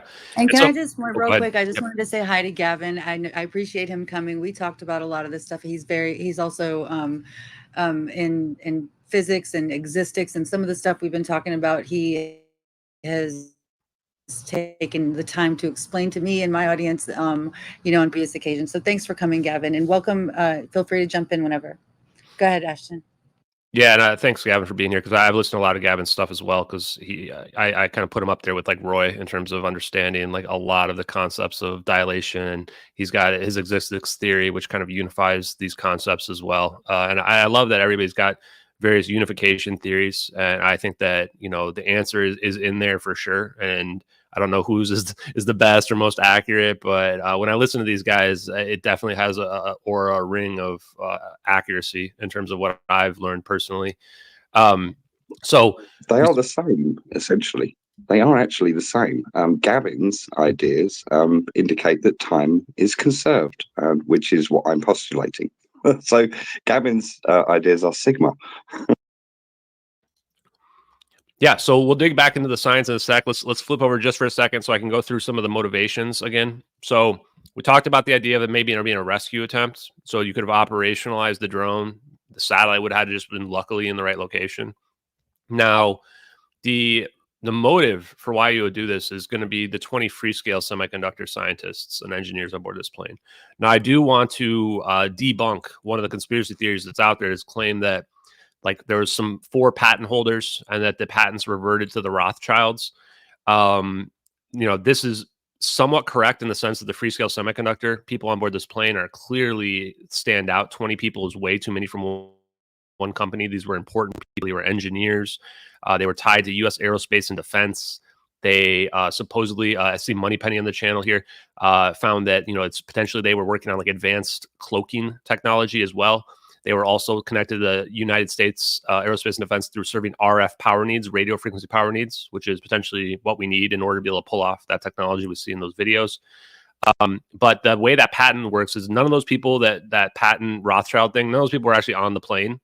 And that's not how patents work anyway. Patents they would be owned by the company, not by those individuals like that. But that doesn't mean that the overall idea is not wrong. I don't know if that's been pushed out there from some sort of disinformation to get people to ignore that so that they can put a debunk and say that, no, that's been fake, blah, blah, blah. But we looked, and those people are not aboard the plane. But those people in general, I think, are the motivation. And so if it's not a fire event, or if it's not, we know it's a fire event, but the people ask, is the fire accidental or was it deliberate? Now, the other narrative, it's not a rescue attempt, would say that this fire was set intentionally. Those batteries were put on the plane intentionally. Because why are those batteries even on the plane? It's really dangerous. And if that's the case, then this is a United States counterintelligence operation, that these people were going to China with that information, with that technology, and that China had wanted that technology because it leads to the type of technology we see in those videos, which is a super weapon. You know, whoever has that technology controls the whole planet. Nukes are nothing in the face of some type of teleportation wormhole technology that's out there. And I found out recently that Chinese nationals that work for American companies are the #1 target of intellectual property theft and espionage by China. They steal $600 billion worth of intellectual property every single year. So you can imagine that the United States was fed up with it, and they're going, nah, screw that. And if that's the case, then this is a planned counter-espionage operation, potentially months in the making, that they knew these people were all going to be on this flight from Kuala Lumpur to Beijing, that they planned this operation as a show of force, where you say you away from China, away from the South China Sea, back to the West. They might even have remote controlled it using AWACS that were in the area, because the French father who lost his wife and children was told on the Netflix documentary by a Mr. B, an intelligence source, that the Americans know exactly what happened to the plane, and that there was 2 AWACS in the area. And if that's the case, then your drone is already out there waiting to go, right? You've got it set to be out there, fly out there. The satellites, you know the satellite's going to be there at the exact right moment. You've got your rendezvous point. And at that point, it's been espionage the whole time. That's really where I lean now, after the letter to Ashton Forbes presented this idea. And I started to piece it together, and I went, yeah, why did China hack the Malaysian Ministry of Transportation the next day? Well, because they were trying to figure out what the heck happened to the plane. They did a social engineering hack, and they stole the crisis meeting minute notes of the plane and classified information about the plane. Which, why is there classified information about the plane the next day? Well, probably the communications that they stole and that the China Times reported on. So they knew this plane didn't crash. They've got satellites too, and they're smart, so they're trying to figure out why. But then there was more. 5 days later, the same time the South Indian Ocean narrative gets formed, China just leaks some satellite images onto the internet, and there's no explanation for them. They get reported on as debris in the South China Sea, which is weird because we weren't even searching the South China Sea at that point. And they look, and there's nothing. But if you look at those images, you can Google them right now, MH370 China satellite images, it looks like 3 orbs around an object, 3 different images. And the letter to Ashton Forbes says, if you know what happened to the plane, then you know what you're looking at in those images. I'm the only person on the planet that reported those images as potentially being spycraft, like a message saying, we know what you did. We saw, we can't prove it. We don't have super high quality video, but we have some satellite images. And that could be China saying, yeah, we saw it, or, you know, we give up, like you beat us, whatever. And then this is the idea that this was a message to our adversaries, not just preventing these people from going to China, but a message because the public is never going to know what happened, right? They're never going to know. Only people that are going to know what happened is Russia, China, maybe Iran, North Korea, whoever else, right, is going to hear. And what can they say? You might say, well, why don't they come out and say, like, well, you know, the United States zapped the plane away? Because everyone's going to laugh at them. No one's going to believe them. The United States disinformation apparatus will come out, and they'll have every single major media station say, Russia is spreading disinformation saying that we stole the plane, or China is spreading disinformation. And it says all the earmarks of Russian disinformation, just like they did with the Hunter Biden laptop, right? And they'll make the whole world convinced that, you know, that it's all nonsense. That's why they don't come out and say anything. So that's what I think. And this is what Joseph P. Farrell up in the Nest also said. Like, I don't know how this guy figured this out without even the videos, but he'd already figured out that the United States potentially used a super weapon on the plane.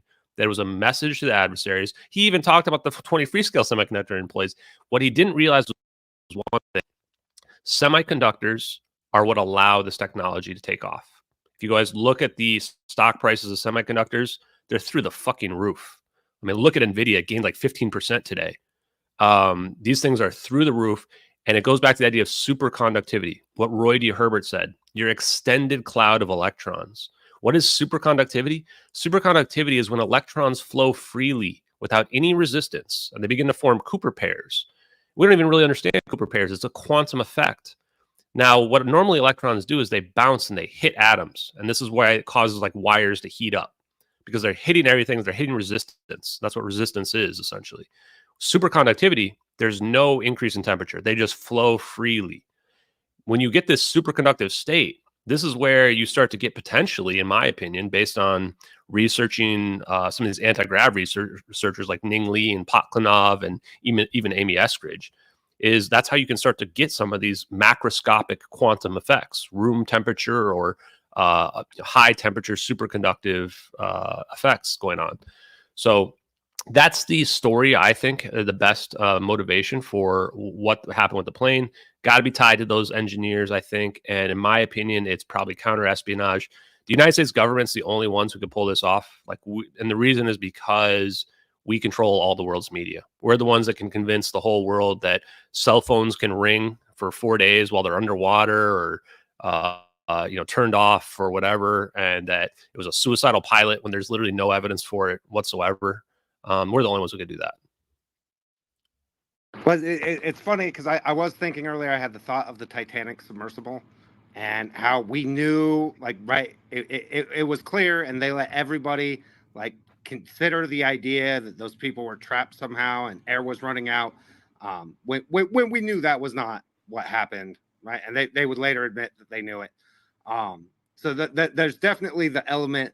What I love the censorship and the media element and the counter espionage, right? So the question is, well, first let's answer the question. Like, where did we get these videos from? Like, what angles were they shot from? Who shot them? Like, where did the videos that we've seen, the two corroborating videos, where did they come from? Where were they shot from? Yeah, and so one is an MQ-1C Gray Eagle. It's also possible it could be a different variant of the drone. They all have the same body, not all of them, but most of them. So like there's an MQ-9, a couple other MQ-1 variants as well. But the MQ-1C, we found images that have cameras underneath the wings.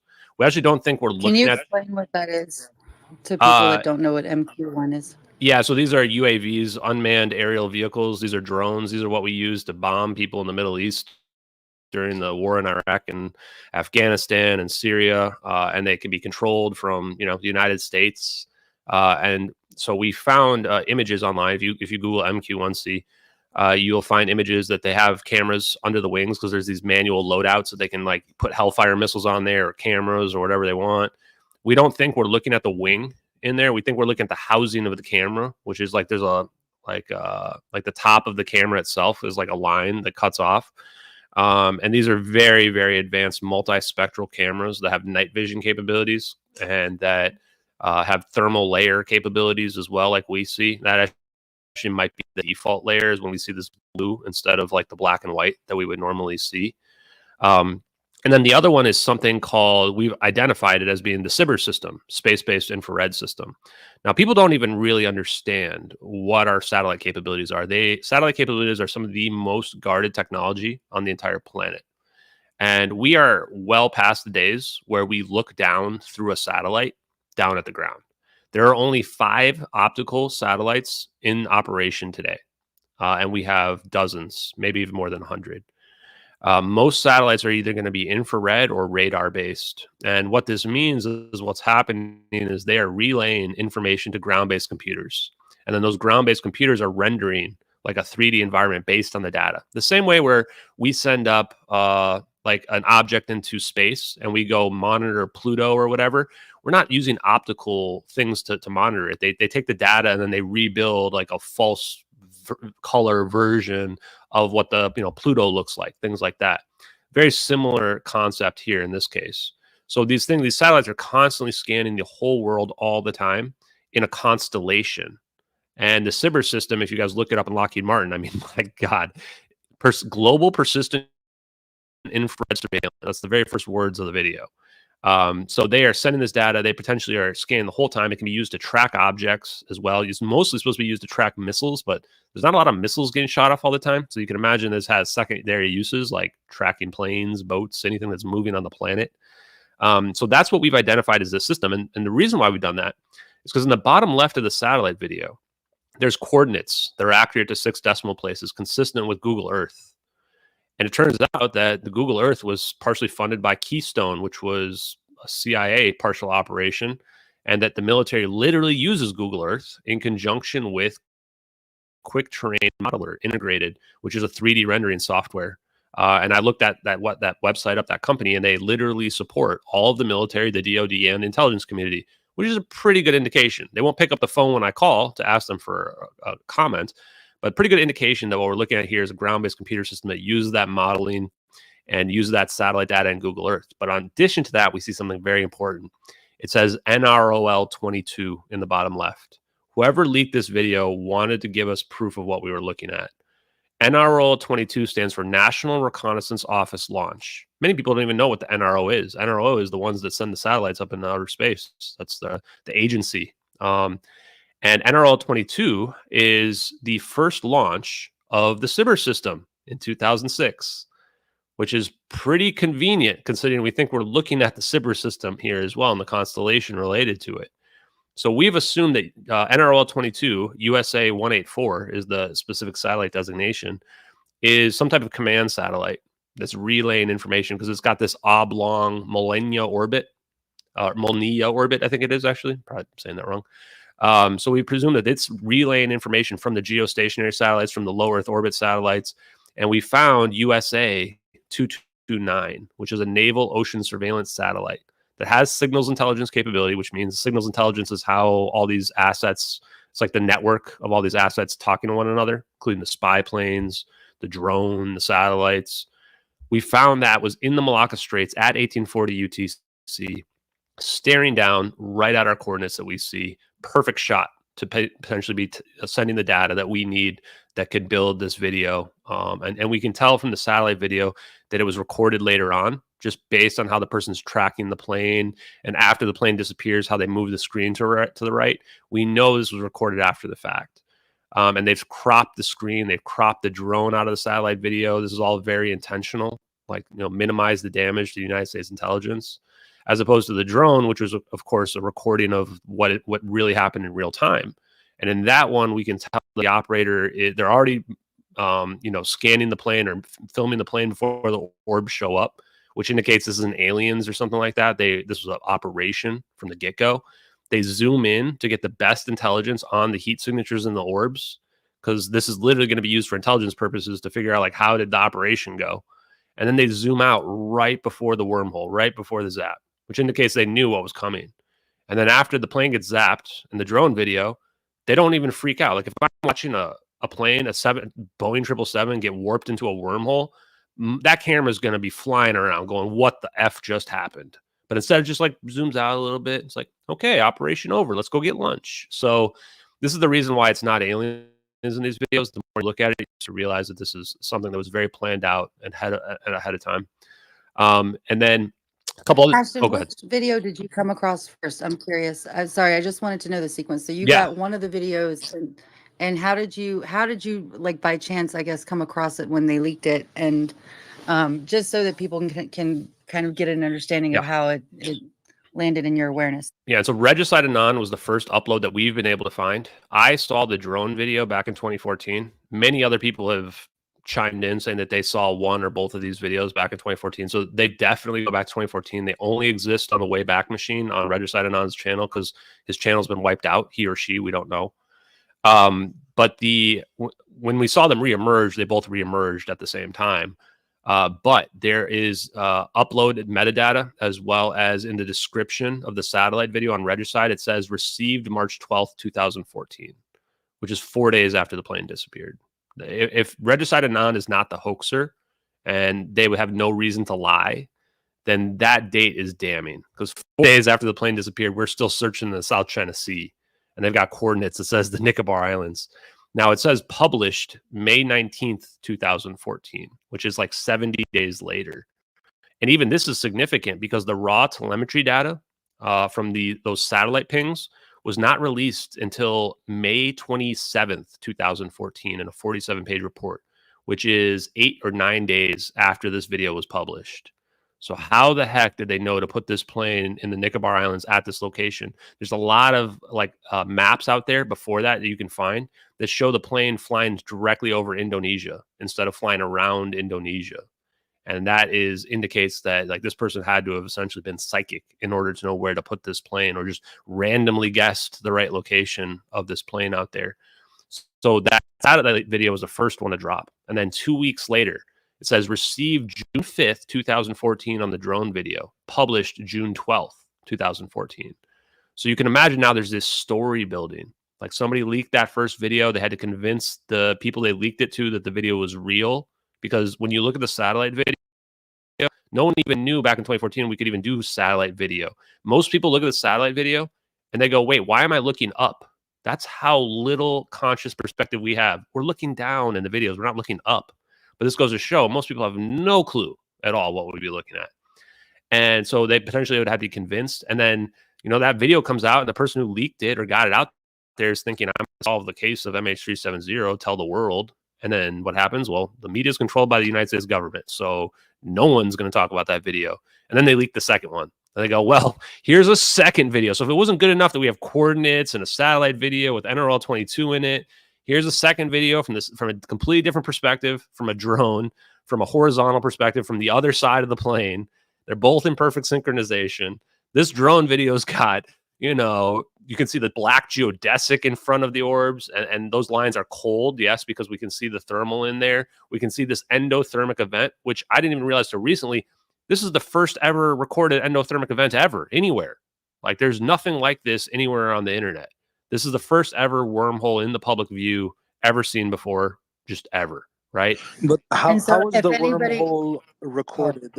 I just want to make sure that I understand here, because from the angle that I've seen, Ashton, I'm so sorry. Good evening, everyone. Ashton, very interesting. I just want to make sure that we're talking about the same video first. Is it the plane that was circled by 3 orbs? Is it that? Are you just joining us? Because, like, to be honest, we're going through. I'm going to drop you down. You can come back up in a little bit. Yeah. Like, okay, yeah, that's fine. But yes, I'm gonna open it up. I know the hands have been waiting. I know everybody's been patient. But right, if we're asking if it's the 3 orbs circling a plane, like, you must have not been paying attention for the first like hour and 15 minutes that we've been doing this thing. So I'll bring you back up in a minute.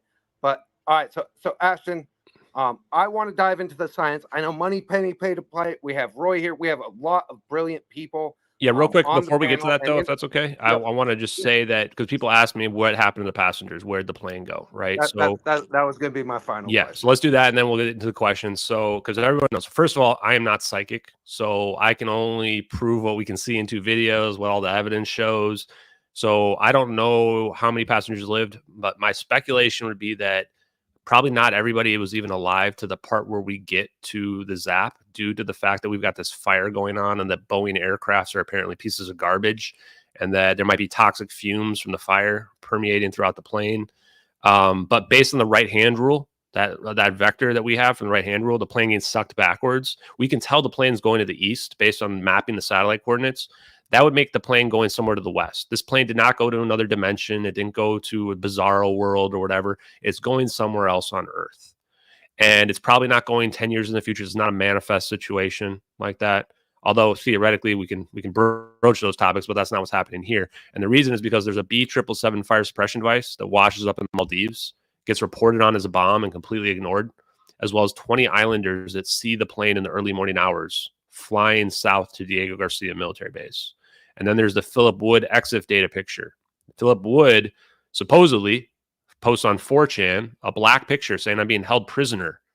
And people go look at the EXIF data, and it says coordinates indicate Diego Garcia. It turns out Diego Garcia is a CIA black ops site that houses prisoners. So I can't explain why Philip Wood would have posted a picture on 4chan and hid his phone in his butt or whatever it was. But the circumstantial evidence would say this plane somehow ended up somewhere near the Maldives. Maybe there's 2 other videos out there showing where it showed up. I really don't know. That'd be awesome if we saw those in the future. But then south towards Diego Garcia, and Diego Garcia is really where every conspiracy theory out there thought this plane ended up. People are saying, well, it got remote controlled there or whatever. And it might be partially true, but it got warped there too. So that's what happened. And then with respect to what would happen to the passengers, like I'd say that maybe some of them had survived. If so, they would have become either liabilities or wards of the state, meaning that you would have to silence them one way or another. So either you would, give them the special pancakes, as one of the alien addict guys would say, which is, you just go to sleep and you don't wake up. I don't want to think that our military would do that. We would force our military personnel in the United States to do that.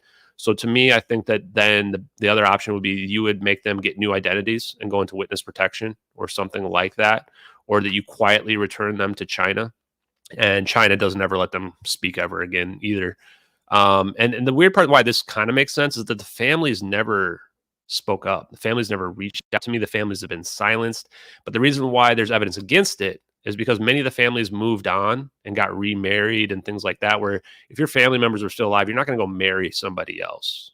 So once again, guys, I don't know. That part will remain mysterious. The only people that can tell us the true story is the United States government. We know they did this. We know these videos are real. They're the ones who got to tell us, why did you do this exactly? Is it like we think? Was it espionage? Was it a rescue attempt? We know it's related to these Freescale Semiconductor people, and how many people lived, and what the hell did you do to them with them? So Ashton, I want to thank you again for taking the time, for all of these incredible panelists for joining us. You guys repost the space. We are far from done with the discussion. This opens so many can of worms as far as energy and science and physics and like conspiracy and censorship. It literally touches on nearly every interesting aspect possible when you start diving into this. We have some brilliant scientific minds on the panel. So repost the space, get it in here. One of my favorite people is in the house. Nick Money Penny, you have your hand up, so I will call on you. Well, hello, darling. How are you? I haven't seen you for ages. Where have you been? I've been having fun. Yeah, having fun. You look good, and Jennifer looks amazing. Not that she looks any better than you. Oh my God, I'm going to get into a domestic here. Yes, there's so much to say on this. I've been looking at the why of MH370 because nobody can compete with the brilliance of Mr. Forbes when it comes to doing all the techie stuff. But I've been making some very interesting connections, going through some very old findings. I'm going to give you a connection in a minute. You're going to have to come back to me because I'm digging it, and I'm going to give you more than one source of why NVIDIA, the share, that the equity that has shot up and rocketed through the financial world in the last few days, is connected to the disappearance of MH370. And I have it. I just can't find out on which device I stored it. So I'm just going to go and get it. Come back, and all will be revealed. I can only imagine trying to go through the Nick Money Penny files on like evidence that she has on everything. Like we're seriously sock drawers. We're so lucky to have you. So I can't find my socks, and it's all getting very messy, really. Well, NVIDIA semiconductor, I could see. I'm curious to see how you tie it together specifically, but I think it makes sense. So, all right.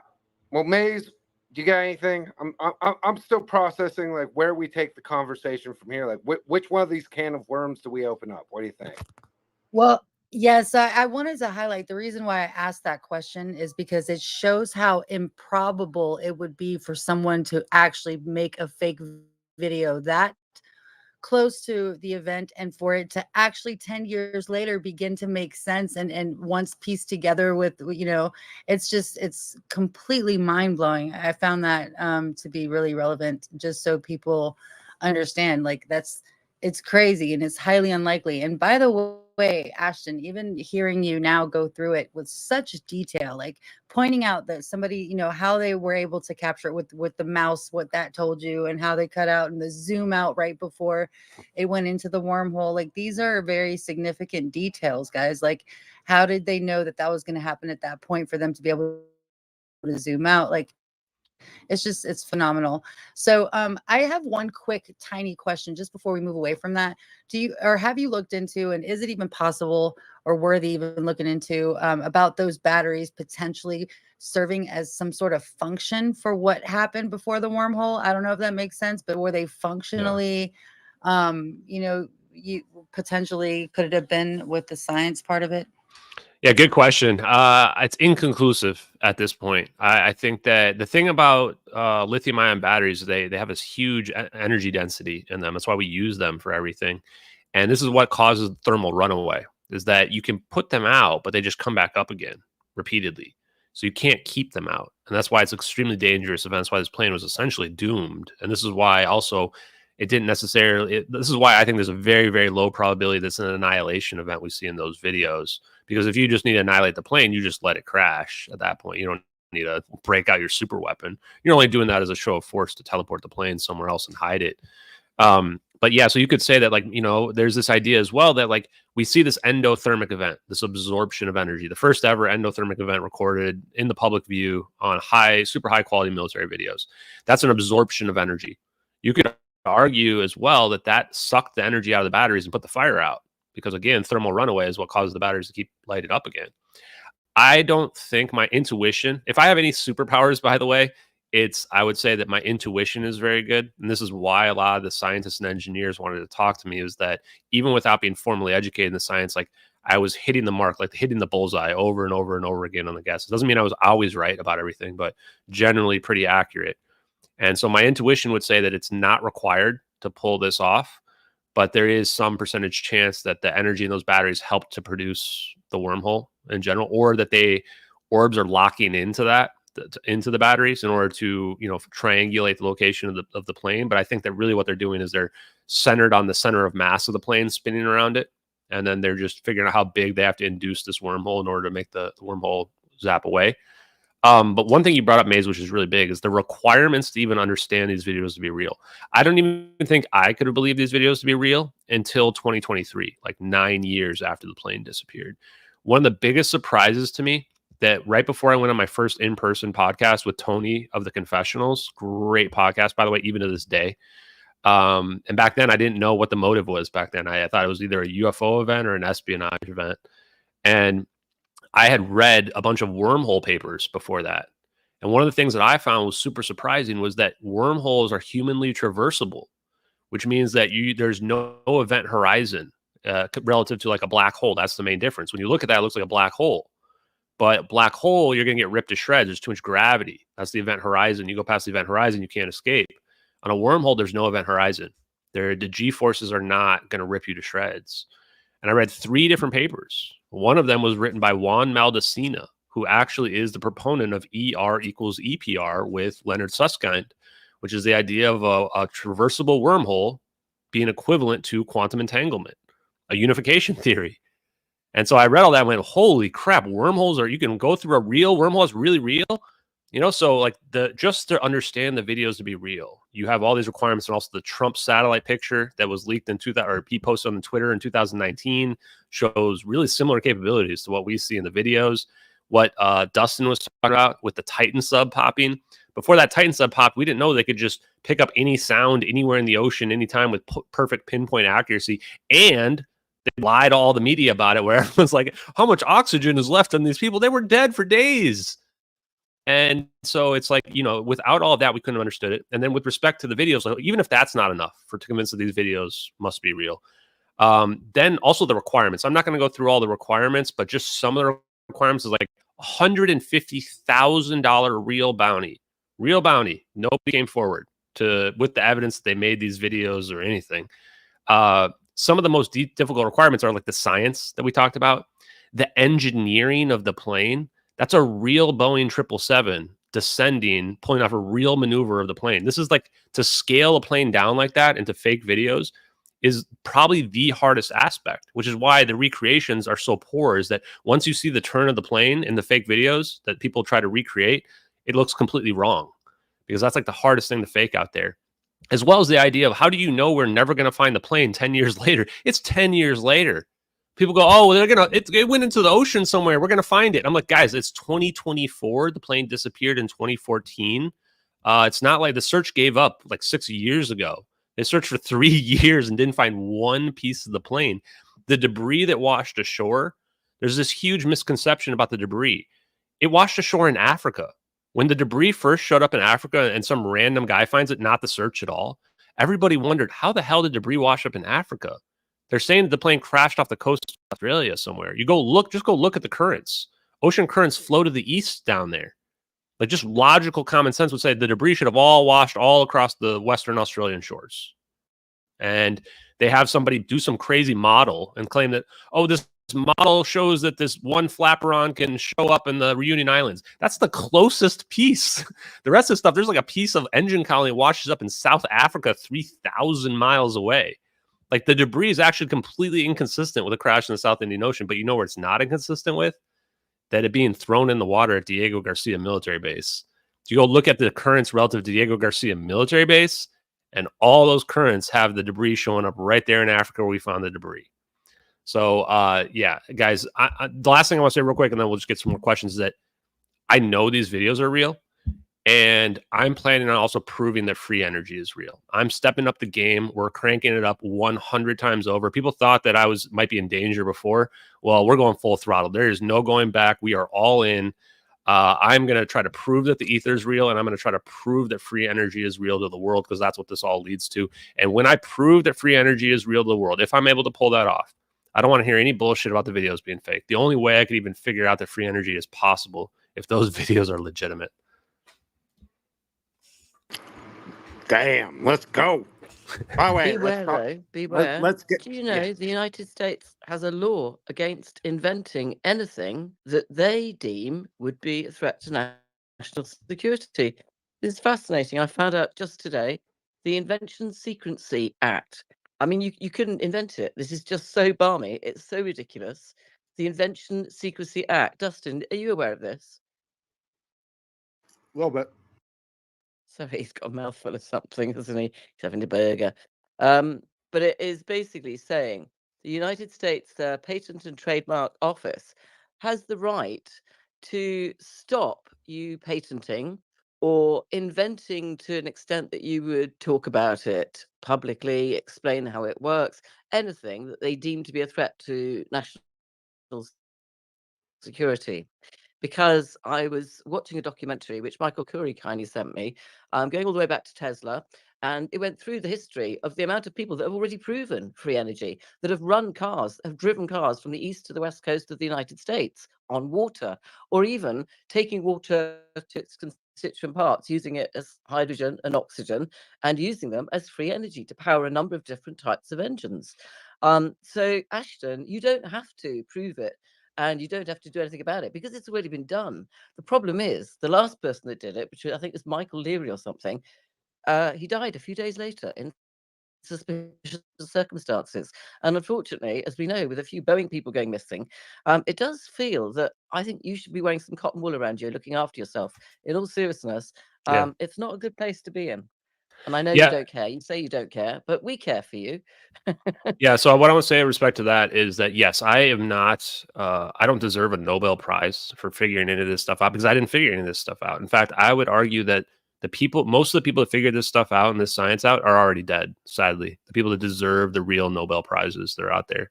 And what I've said to people is that, you know, somebody's probably going to get a Nobel Prize for figuring out the ether, but they were not the ones who probably will deserve it. But that's how it'll end up playing out.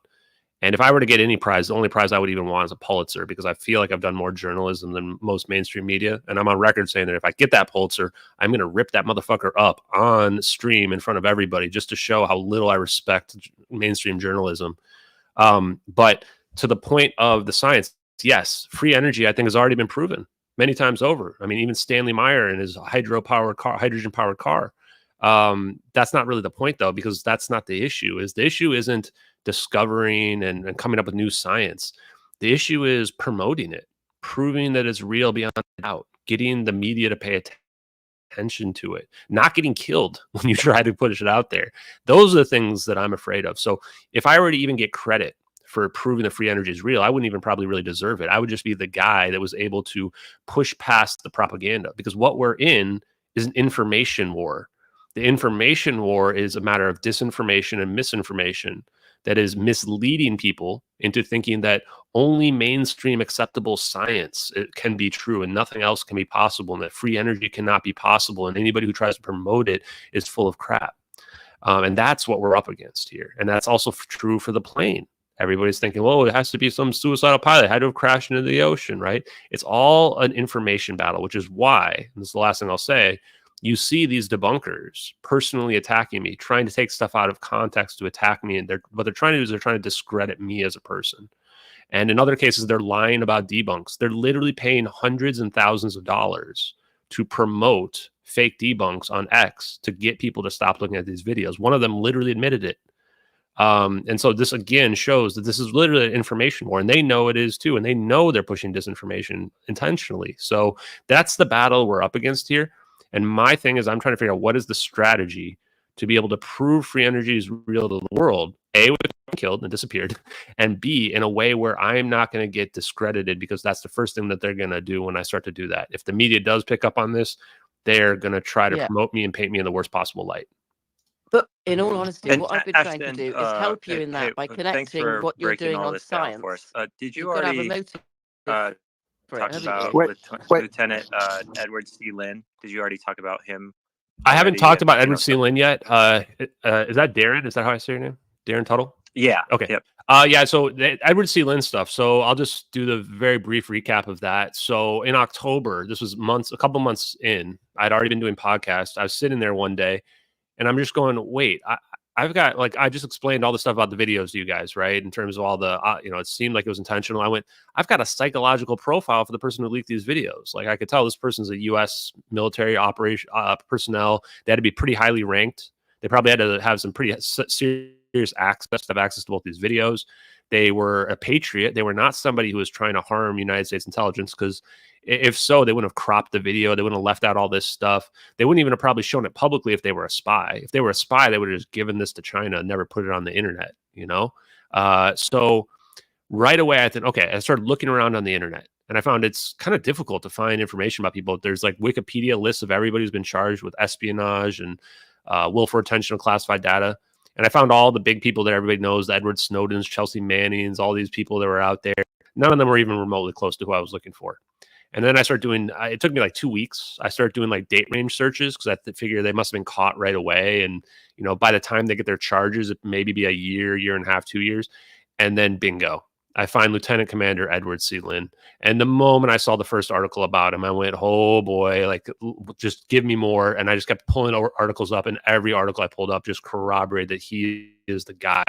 I mean, he was on a spy plane. He was lieutenant commander. He was a patriot. We had given him, we had trusted him with nuclear weapons. He had above top secret access, black budget, black program access from the Navy. He flew on these spy planes that literally fuse data and have real-time video capabilities. His specific role was relaying that information upper command. A bunch of articles talk about signals intelligence, and that was what we had pieced together, how all these things are connecting to one another. They had redacted everything about his charges. They wouldn't say anything. The government was afraid of going to court, because they were afraid they would have to show the evidence to the public if they went to court with him.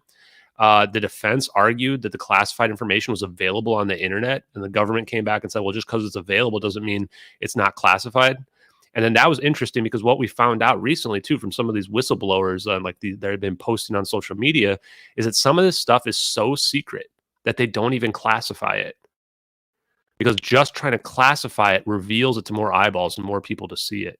So you could even argue that maybe these weapons weren't even classified, and then they classified them after the fact because of what happened, because it got leaked out there. And this is what's so wild about it. And then he also gets caught with flight manifests that include search and rescue code names, and the timings are extremely damning. He gets part of this VPU-2 Wizard Squadron, super secret spy plane squadron. His deployment's February of 2014, right before MH370. His lawyer is on record saying that the investigation into him began April 2nd, 2014. And it seems like the government added all this bullshit prostitution charge and stuff. There was no evidence that he was a spy. They ended up having to just admit that. So they tried to obfuscate everything around it. But you can imagine from the government's perspective, these videos get out there and you go, whoever leaked these has to be a spy. But then you look into them like we've looked into them, you go, well, they aren't really a spy. I speculate, and this is just speculation, that he showed these videos or gave these videos to one of his like Taiwanese counterparts, because it's been argued that he was a spy for us against China because he was Taiwanese descent and a naturalized American. And so he had these Taiwanese contacts still. So I would argue that he potentially showed one of them, maybe gave them the files, and then they leaked it on the internet. And then that's how it got back to him. So to me, he's the guy. I've given all this information to the AARO, the All Domain Anomaly Resolution Office. They're underneath the Pentagon and the DoD. The person that I spoke to, who I don't say their name because they told me not to, said that they would be able to look into the videos. They would be able to look into Edward C. Lynn's case.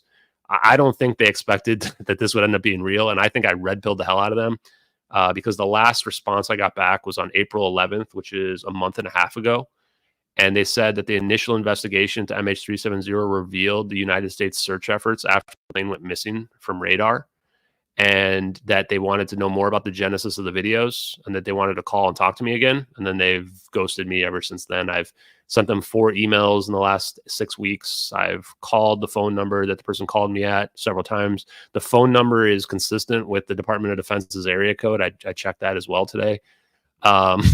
So it's like I gave them potentially absolute proof, and they don't want to respond right now. So guys, these videos are real, and like we've got the government like in the corner right now. Like, what are they going to say? What was the end result for Lieutenant Commander Lynn? So I did reach out to him and called him one time, and somebody picked up a phone and hung up, and that was really suspicious because like when somebody calls the wrong number, you usually pick up and like, hey, wrong number, but like pick up, hang up right away. And I'd already been saying his name on the internet, so he might have been expecting it. He got a plea deal. So instead of going to prison for life, he took a plea deal. They gave him 9 years after a plea deal. That is a lot of time.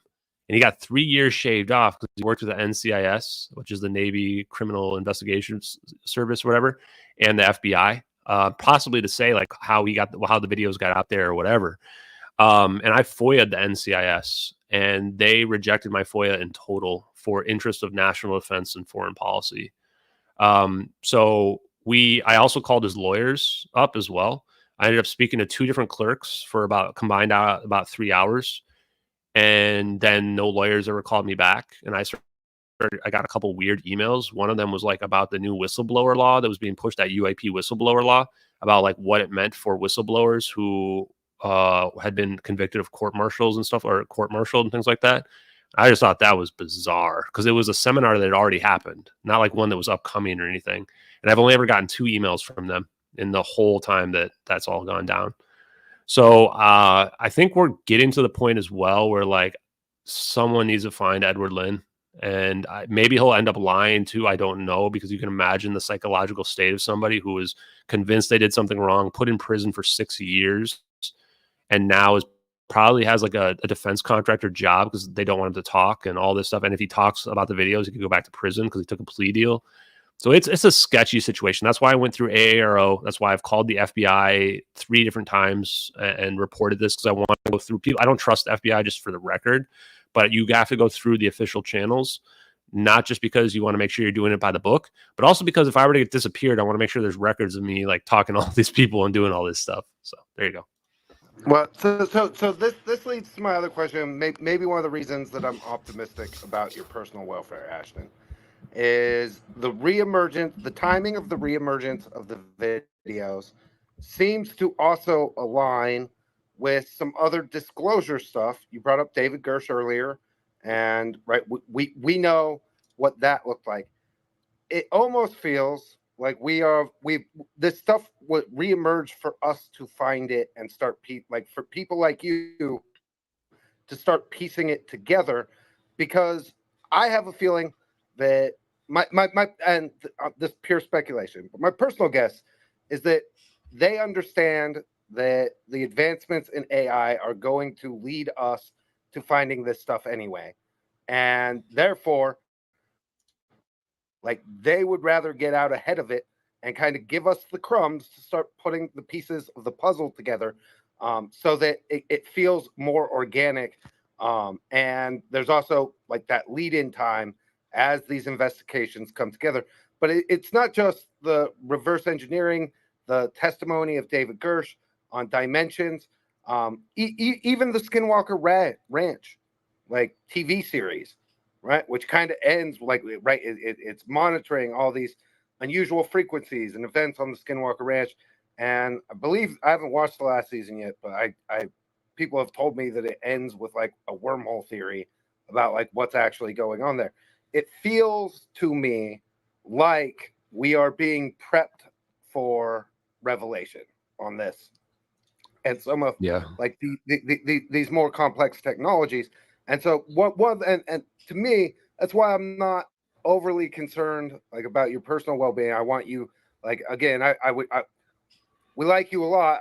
It'd be tragic if anything happened to you, but I encourage you to continue to drive forward on all of this stuff, because I believe the exposure of this technology and this information leads to a renaissance. It leads to a dramatic shift and takes power away from people who have wielded it and used it to abuse, control people, and puts it back in the hands of all of us. And so nothing to me could be like more powerful than that. And so I will say, there's crumbs that just like we see them left all over the place. And I think we're meant to put this puzzle together. So you know, one question I have is, you know, if anybody's hey Darren, can you hear Money Penny? Hand up, Darren, please. I'm in the UK. I'm 5 hours ahead. I'm very tired. You can hear me now? Just please let me do my thing. Money Penny, I don't think he can hear you. Darren, I'm gonna drop you down, bring you right back up. Like I'll bring you right back up. But I don't think you can hear Money Penny. Go ahead, Money Penny. Okay, I'm really sorry, but I just want to say this because I will piss off then. I will get out of the way very quickly. I know that I've done loads of stuff on semiconductors, but I found out today something quite interesting, which I just wanted to share. I know that people will be aware of NVIDIA and the share price and the rocketing and all the excitement about all the advanced AI and the semiconductors. And you have 3 or 4, maybe 5, we'll say, top semiconductor people in that space. But one of them is AMD, which anybody should know about. So NVIDIA and AMD, I found out today, both of them are run by family members. So Jason Huang of NVIDIA CEO and Lisa Su, AMD CEO, they are related. They are in the same Chinese family. It is actually a Taiwanese family from a small part of Taiwan. They don't publicly ever talk about it. It's only once ever come up in one article in print. I traced their genealogy, and there is a link between the family of those two. They're actually second cousins. Let me just read it. Yeah. Remarkable familial relationship. Huang's mother is the younger sister of Su's maternal grandfather, making them first cousins.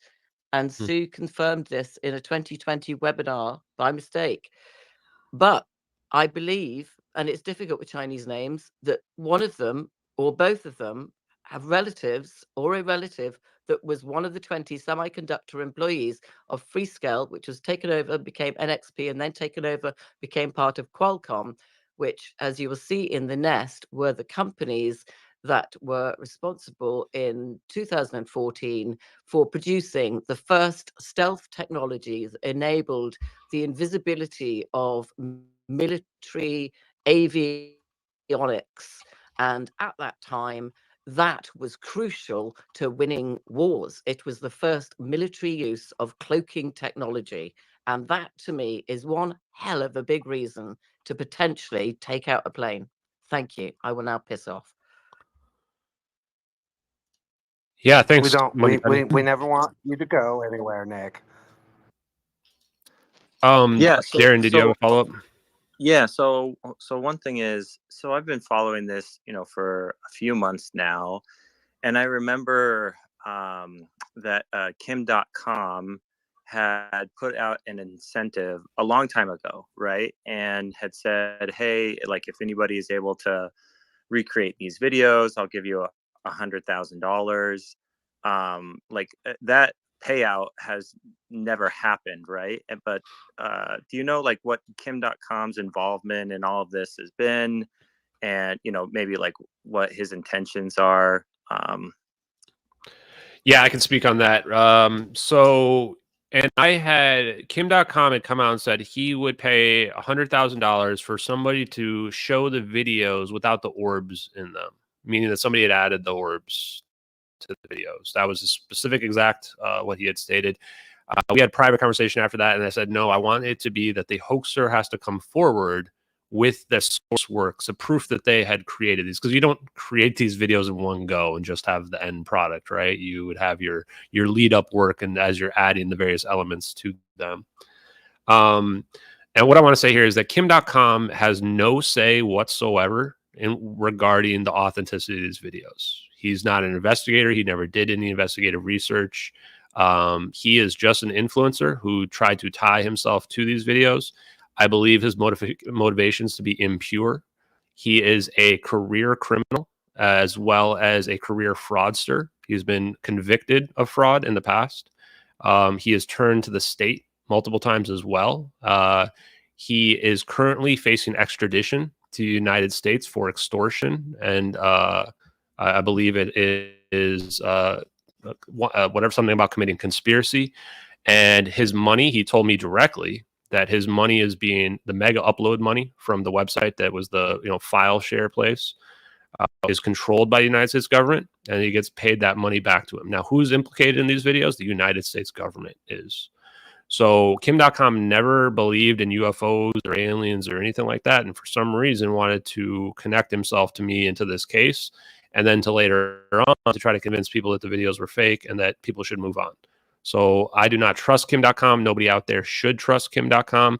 And once again, no money was ever paid out to anybody. Not even one penny was paid out to anybody. Kim.com offered somebody who claims to have found, or that claims to have took some pictures that have some clouds that they claim are in the videos. We were able to conclusively rule that out. It's actually literally impossible for there to be a 2D picture of clouds in the videos, because we have two videos from different perspectives. We have 3D accurate lighting. We have two videos where you can see the clouds in both of them as well. And the clouds, not only do they move, they also evolve. So this is natural evolution of the clouds. This is not somebody that put some kind of filter on the clouds or something like that. This conclusively rules out 2D clouds. Plus, there was an analysis that was just posted in the last few days by Bobby O, that he went and did a full analysis, independent of me. I didn't tell him to do any of this stuff. Went and talked to the website. There's no evidence these cloud pictures existed on the website before the videos, and they have weird manual updates on them that shouldn't exist. And the website owner says that there was a script that was run, but why is there a manual update if it was a script? But the most damning thing is that there's a set of like 4 or 5 photos, and 2 of the photos, the metadata says they were taken 2 seconds apart, and they're completely different angles. If you're a photographer, you're not taking pictures 2 seconds apart from completely different angles. That's just literally impossible. So I'm not going to necessarily speculate exactly what had happened here, but the United States has a lot to lose if these videos are real. Creating a couple pictures of some clouds using the original source videos or SIBR's data is basically trivial when it comes to relative to using bending space-time and warping an airplane from one location to the next. So hopefully that clears stuff up. Just to recap, Kim.com is not to be trusted. His say, whatever he says about the videos has absolutely no credibility at all. He never investigated anything around these videos. He didn't even promote my work. He had like never retweeted anything that I posted either. So shouldn't be trusted. Oh, and no payout ever occurred, not even for anything. In fact, the picture taker, last thing I'll say is that I was in a 3-way chat with the picture taker and Kim.com. He told me to record it, so I did. The picture taker in that recording said Kim offered him $10,000 just for having taken the pictures. And he said that he would do that, but it was contingent upon signing an affidavit saying that the pictures were legitimate. He said he would take that. And then weirdly, the next day, he was telling people that he had never agreed to that. And like I let him dig his own grave because I don't think he knew that it was recorded. And then I posted the recording of him saying that he would agree. And then he immediately started backtracking and said, oh, okay, now I'll take the money and I'll try to give it to the families. Money never got paid. Nothing ever went to anybody that was out there. Take that how you will. You know, it's crazy because like even when people say like anything about, you potentially faking it, like what would be in it for you? Who would choose to put themselves under such scrutiny and spend so many hours genuinely trying to understand what is in these videos, to also put yourself as a target because of what you're revealing? Like, why would anybody do that? Like, this is, and to me, it's like, you're just such a genuine person that, I mean, this is after like, being in spaces with you, hearing how, humble and down to earth you are. Like, it's just crazy that, I don't know, whatever. But I can understand that there might be those that have a reason to want to discredit you. But what would that reason be? It wouldn't be a truth seeker that understands that we have a government that probably has technology that they have.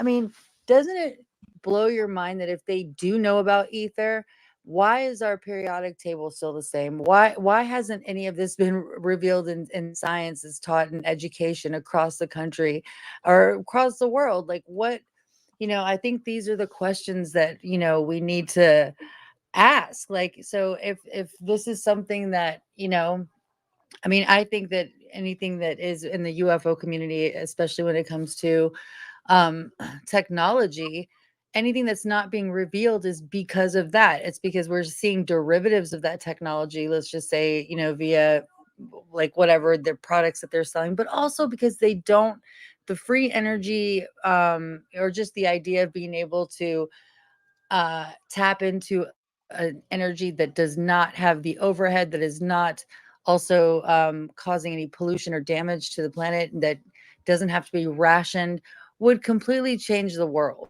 It would change the dynamic of the world. It would change so much. And I think that this is something that is going to be suppressed. And so I think people need to come together with all the research that you've done, all of the expertise that we have kind of within our networks here, the 6 degrees of separation.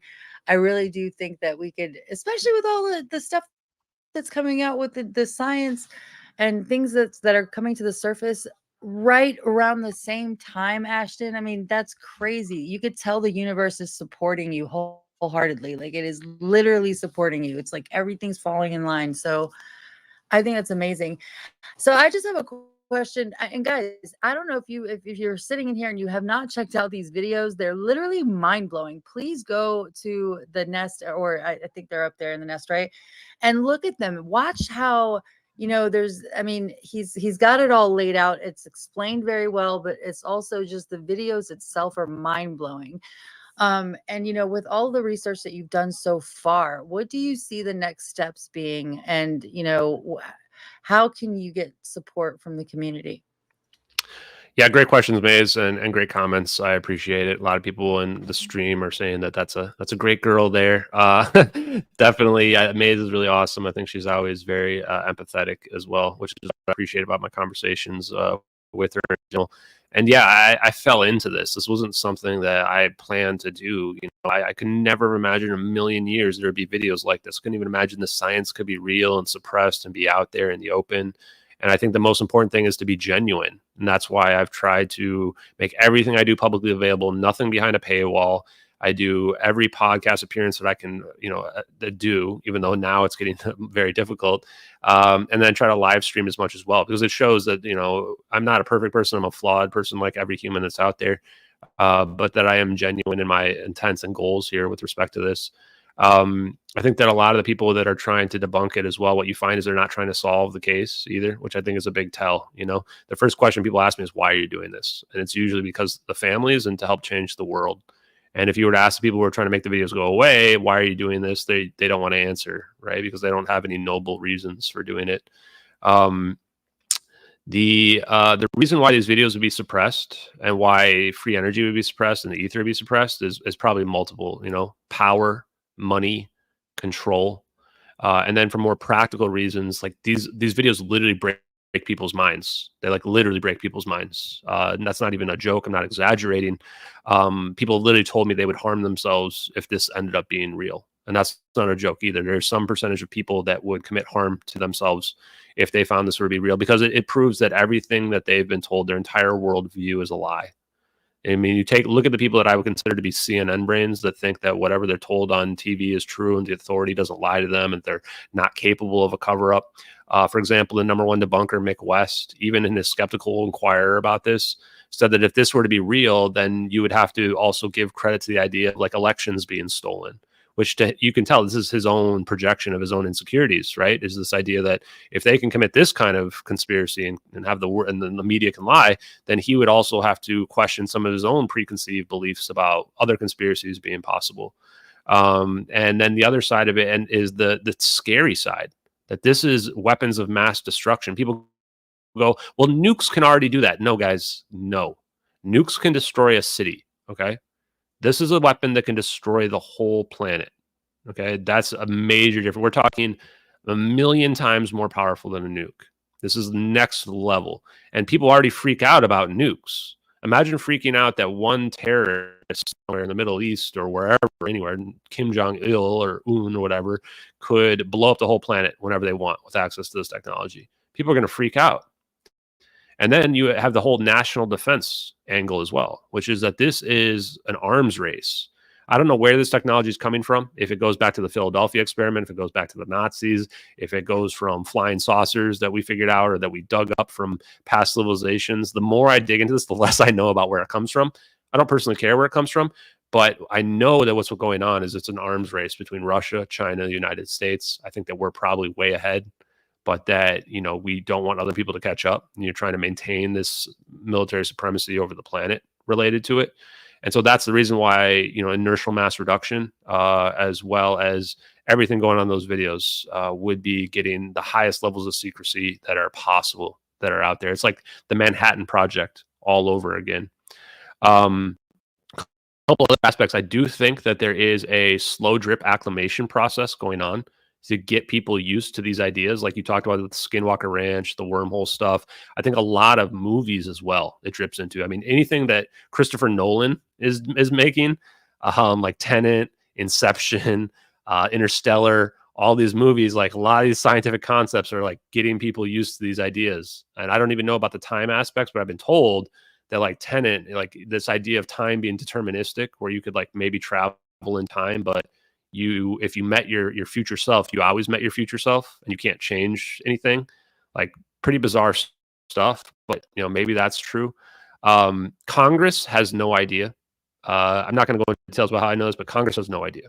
Even the UAP caucus, Tim Burchett, Anna Paulina Luna, Matt Gaetz, and Jared Moskowitz, they're not being shown anything. Like the way it's being presented in the media is like they're being shown alien bodies or whatever. They're not getting shit. And they have no idea about this technology and how advanced it is. The people that know are the Senate Intelligence Committee. Those are the people like Marco Rubio, Chuck Schumer, whoever else is on that. You guys can Google it and see who's in that. Those are the people that have the security clearances to learn about this, and they know it's national defense, and they know they can't say a word about it. So all these bills and these congressional hearings they're doing, nothing is going to come from it. They're all too focused on aliens and alien bodies, and that's what the government wants them focused on, because when they're talking about that, they're not answering and asking questions of technology, and that's the stuff that's really classified. That's the stuff they really don't want people to know about. Let me see. I think another Christopher Nolan movie, The Prestige. Oh, I love that movie. Where science reaches the level of magic, basically, is very in line with a lot of this stuff. I might watch that movie later tonight. That's like one of my favorite movies ever, and it's that's one of my favorite movies too. Mm-hmm. You know, Ashton. One thing that I watched recently that I think is part of the Drip campaign is by Jesse Michaels, or he's at Alchemy American. I just put it up in the nest here. He talks about Thomas Townsend Brown, who found a link between electromagnetism and gravity. It had a device that he was showing to top brass in the military, Edward Teller, who was the inventor of the hydrogen bomb, Bill Lear from Learjet, and it's really well done. by Jesse Michaels. It's, you know, high production quality. I think it's really worth your time because I think, you know, it touches I've on seen it. It's great. Yeah. Yeah, you guys should watch that. The Thomas Townsend Brown documentary Jesse Michaels did. I actually talk to Jesse Michaels every once in a while. I hope he doesn't mind that I mentioned this, but and he's concerned that if this stuff is real, then again, like the national security implications and the idea that, like, I also used to question, like, if this is real, I don't want to be responsible for the end of the world. Because honestly, this logical conclusion of free energy and all of these weapons is like, we're going to destroy ourselves with this.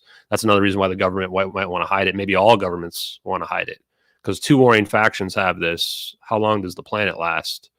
Now, I believe in the good in humanity, and I believe that we determine our own destiny. So that's why I've pushed forward with this, is that we deserve the truth. And the worst people on the planet, the government already has it. So it's hard for me to imagine that it can get much worse. Anyway. But yeah, and so that's why I think he's uncomfortable in terms of talking through some of this.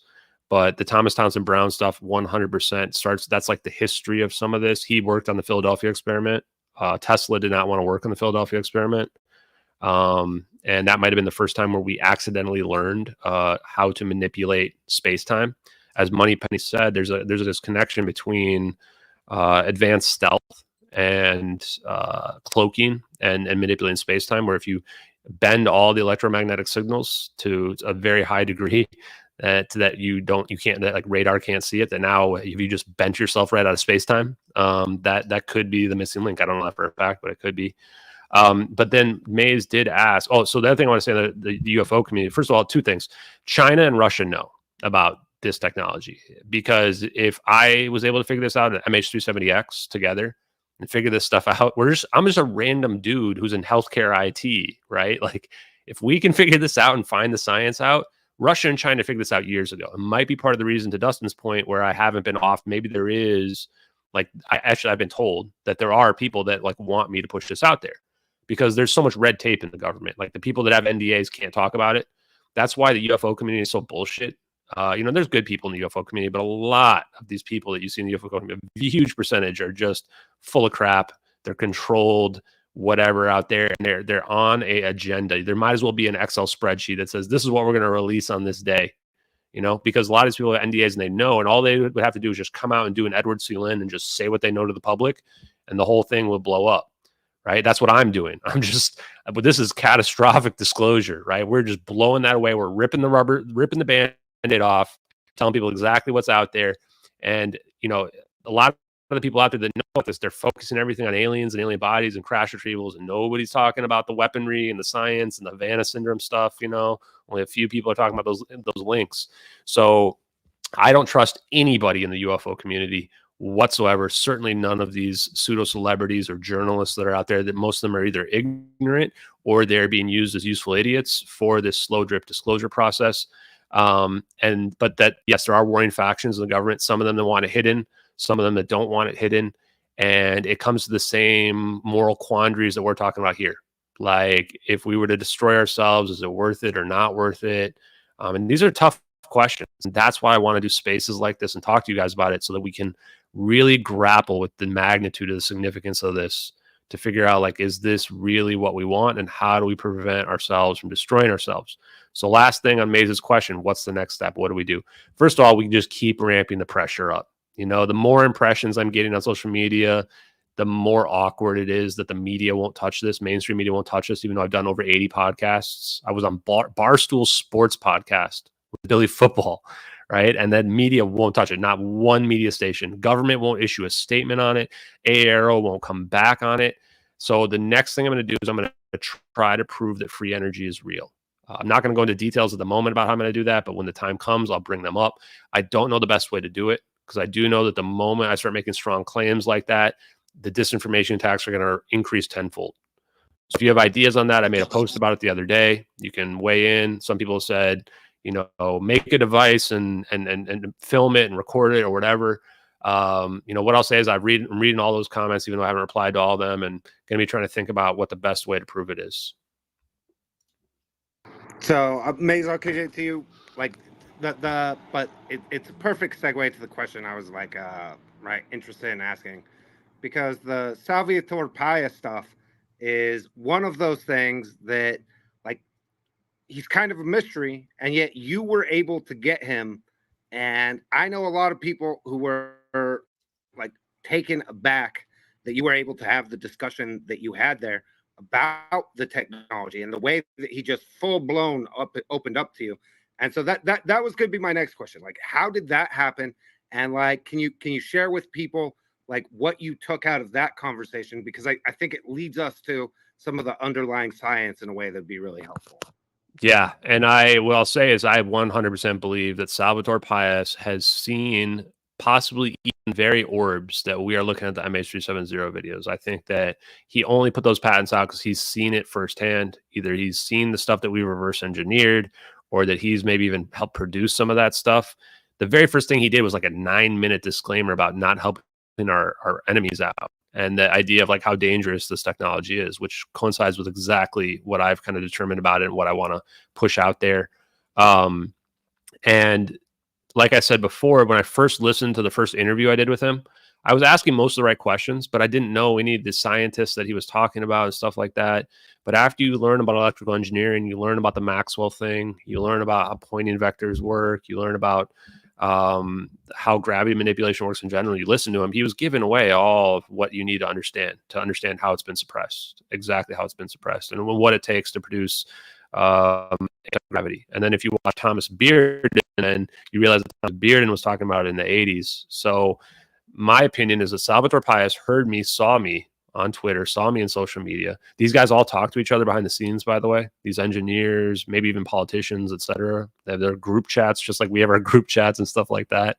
So they know, I've been told they know about me and what I'm doing. And that he was probably somebody that wanted to get it out there and saw me as a good vector for helping to do that, because I don't have an NDA. I can just speak freely about everything. And then I'm already using my intuition to figure out that how it's all working. And he had faith in me. One thing that I think about that creeps me out every single freaking day, and I'm just being fully vulnerable here to you guys, is that Salvatore Pais told me I was going to be a great person, that I was going to figure this out. And the thing that just really boggles the mind is like, there's a time aspect to this technology, a time travel aspect. And I keep wondering, like, has this guy seen the future? Like the way he spoke about it in such certainty, where like I'm even doubting myself, and he's sitting there knowing that I'm going to be a great person. I'm like, does he know how this all plays out? Is there some kind of weird retrocausality angle here, where he just knows? Like it's very creepy to think about. So yeah, the 2 interviews I've done with him, if you watch those guys, like they're probably some of the most important interviews on the planet, especially if you understand how the science works, and you'll understand what he's saying there. And what I'm led to believe, he hasn't told me this directly, is that I think he's been gagged for the most part. Like he did like 5 or 6 interviews, 2 of them with me, and then just disappeared again. And I'm not going to say exactly what he said to me, but just the impression I get from what he's told me is that like he's been told not to talk about this anymore, because he was giving away, too much information, and that it can leak to our enemies to teach them too much. So kind of crazy stuff. Is it possible? So like when we first started to discuss David Gersh, right, and we had that very early right before everybody else, and the blowback with Joshua Reed, like that whole saga last year was pretty nuts. Is it possible that he's part of like the whistleblowers that Gersh was representing? Like the technology seems to like kind of match up. Yeah. So what have you considered that as a possibility? What I'll say is this: is that, and again, I'm answering all the questions I can as freely as I can. Is that I think a lot of these guys in the background talk to one another, and they know the whistleblowers like that, and they've potentially met some of those whistleblowers as well. I don't know that for a fact, but I have a pretty good authority that's the case. And so, yeah, like it's a much smaller circle of people than the outside public realizes. And that's part of the reason why it's so easy to be kept suppressed, is that, it's not hundreds and thousands of people that know about this. It's like dozens of people. And the engineers are the ones you want to go to, the ones that are the, Navy engineers, like Salvatore Pais, the contractor engineers, like my buddy Dave Rossi. These are the people that are in those small cliques. People like Hal Puthoff, Eric Davis, and some of them, I'm giving names. I think Eric Davis is willing to lie in front of people, because he's one of the people I think that knows that it's real, but gets off on the idea that he knows and nobody else knows. And I think that some of them just get so much money and get paid so well that they just don't care. And other ones, and if I had to guess, I'd say Hal Puthoff is one of the ones on the side that wants it out there because he did that interview with Jesse Michaels and Eric Weinstein. You guys should listen to that if you haven't. Jesse Michaels' content is top notch, and Hal Puthoff is the guy that's sitting there talking to Eric Weinstein. Eric Weinstein's the guy that doesn't realize that this has all been suppressed, and Hal Puthoff is just like he's like a guy that's just annoyed that he has to explain to somebody else the reality of how it's playing out. And he's just straight up saying that they're hiding the technology in defense contractors, and he knows there's magical technology going on. And Eric Weinstein's like, no, it can't be possible. Like, if it was, physicists would rise up. Like, man, he's just so naive, you know? And then you can just tell Hal Puthoff is just kind of like, okay, God, I got to tell them they set it up like this with the FOIAs to shield them from everything. This is why nothing's going to happen in Congress, because it's not in the government. Like, even if we pass a law that says, like Burchett put forward, that says like, oh, well, the government has to tell everything they know about UFOs. They don't know anything about UFOs because everything they've released, the CIA documents have already been released out there. All the Roswell stuff, the stuff is all in defense contractors. That's where the secrets are at. And they're all shielded from FOIAs. You're never going to get them to be able to testify and what have you. And that's the difficulty of this. That's why it's got to happen. Like, if disclosure happens, it's going to happen by like somebody like me or you guys, where we just find these videos and then we just push it and we figure out how the science works and we just tell the world. Like, that's how it's really going to work. Yeah, I was asking people. Oh, sorry, Dustin. No, it's all you. Well, I was just, because when we talk about disclosure, oftentimes there's like this expectation that's never talked about. We always are in reactive mode, like, he's full of shit, or, but like, what do we really expect from disclosure, right? And if they were to disclose, what would be their motive? And kind of just based on what we know, I think that it is going to be there's a point at which they're going to have to, come clean. Our access to information in today's age is like, ignorance is a choice, right? And so eventually they're gonna have to contend with truth seekers, and very smart ones at that, right? Especially with people that can even network within these virtual spaces. And so I think that just kind of better defining what we expect. Like, I do see disclosure coming from people like you, and from, I don't ever see it really coming from the government. I see them pretty much trying to maybe assimilate stories and narratives to be able to explain certain things, but never are they going to be like, are you ready for the truth? And for some reason, it's like, is that what people expect? I mean, we just need to, like, I don't think we consciously ever thought through that. Like, what would disclosure really look like? Like, we're, I guess, just waiting to be surprised by government. I mean, hell, if Biden comes out and says that aliens exist, like, that's when I'm going to stop believing they exist. Like, I would believe the opposite of what he says. So exactly. It's like, that's like, again, guys, we're never going to get disclosure from the government, right? I'll tell you guys that, right? Never going to happen from them. No, I agree with you. I also, just when it came to what was it? I was just about to comment on. Well, I do know one of the things I wanted to comment on was the orbs, because this is something that it's kind of been categorized kind of in the UFO type of I guess category. And also, one of the most interesting thing about orbs is that they were used, or they were, I guess, observed in making crop circles. And so the reason why I think this is relevant and very important is because whenever they were able to do testing on crop circles, they were able to see between a real crop circle and one that was a fake one that was done with the planks, was that just kind of like a microwave. If you were to put broccoli in there, it would cook it from the inside out, right? And so what was happening with these crop circles is, like, they would go they did scientific testing. They took it to the lab, and it was like the inside. The reason why there was so much steam coming from the crop circles is because it was kind of like a microwave. Whatever that orb was, it was this electromagnetic energy. Yes, it was microwaves, Maze, by directed entropy. Okay, so that's how it's exactly. If you hold a zero inertia state and need form of directed entropy, makes you essentially fall. You're basically contracting the universe in front of you.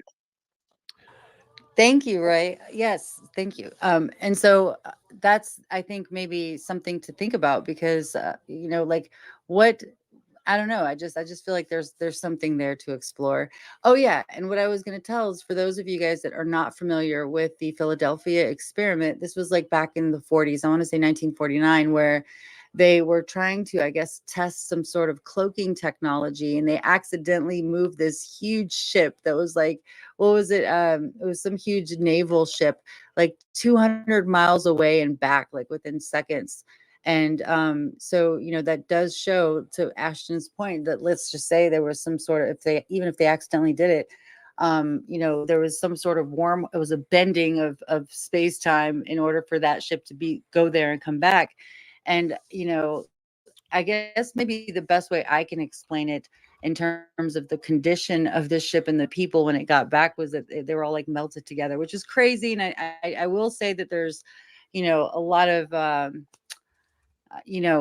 there's a lot of this that we hear stories about how people were melted into the ship, and I don't know exactly how much of that was evidence-based or whatnot. But it is quite interesting. But it seems like they took everything into like one frequency and then, brought it back out of sorts, right? And so I don't know. I think that, just in case y'all didn't know, that's what the Philadelphia experiment was, and that's why it was relevant to this. Yep. Yes, they changed the phase of state, essentially, so that they changed it to a different state of existence. Just like we changed the state of existence for water by boiling it or by freezing it, we change the properties and it changes its state. These things we call conservational geometric symmetries. And basically what it is that rule of that conservation as such applies independently of scale, which gives us that macro to micro behavior leap, as it were. And it also provides all that temporal domain to time. And it's the manipulation of that temporal domain of time that is that teleportation as such, Maze. So that's why things can zip away to a distance, because speed, time, and distance, time is a variable of the equation. So I keep thinking about the batteries as we talk about this, right? And like how unusual that is. And I get that maybe the simplest answer is it was designed to cause like the right. Ashton, I think you proposed that like the fire was right. It would make sense that they would have this issue to redirect to where they were planning to take it, right? It's basically based upon the principles, and Ashton actually touched upon it, and perhaps Gavin could come in and pull in onto this one, because it's about the densities of energies. With nuclei of atoms, for example, the electrons can't sit there because it doesn't have enough energy to do so. So there's a balance of energies at work here that one, to create that state, as it were, one must have those balances right, as it were. And so the thing I was thinking about, right? Because the battery seemed to almost and connect. Just again, shut me up if I'm just completely off base with this, but it almost feels like you had to have that center energy source, right? In order, and then the orb seemed to move in almost like sacred geometry type pattern, right? The circles and triangles, the pattern that you see with it seem to like form just basic circles and triangles. And I think you described it as like a 2D motion in a 3D environment. Can you just elaborate on that a little more? Like I don't know if I did a good job of articulating what I'm thinking there.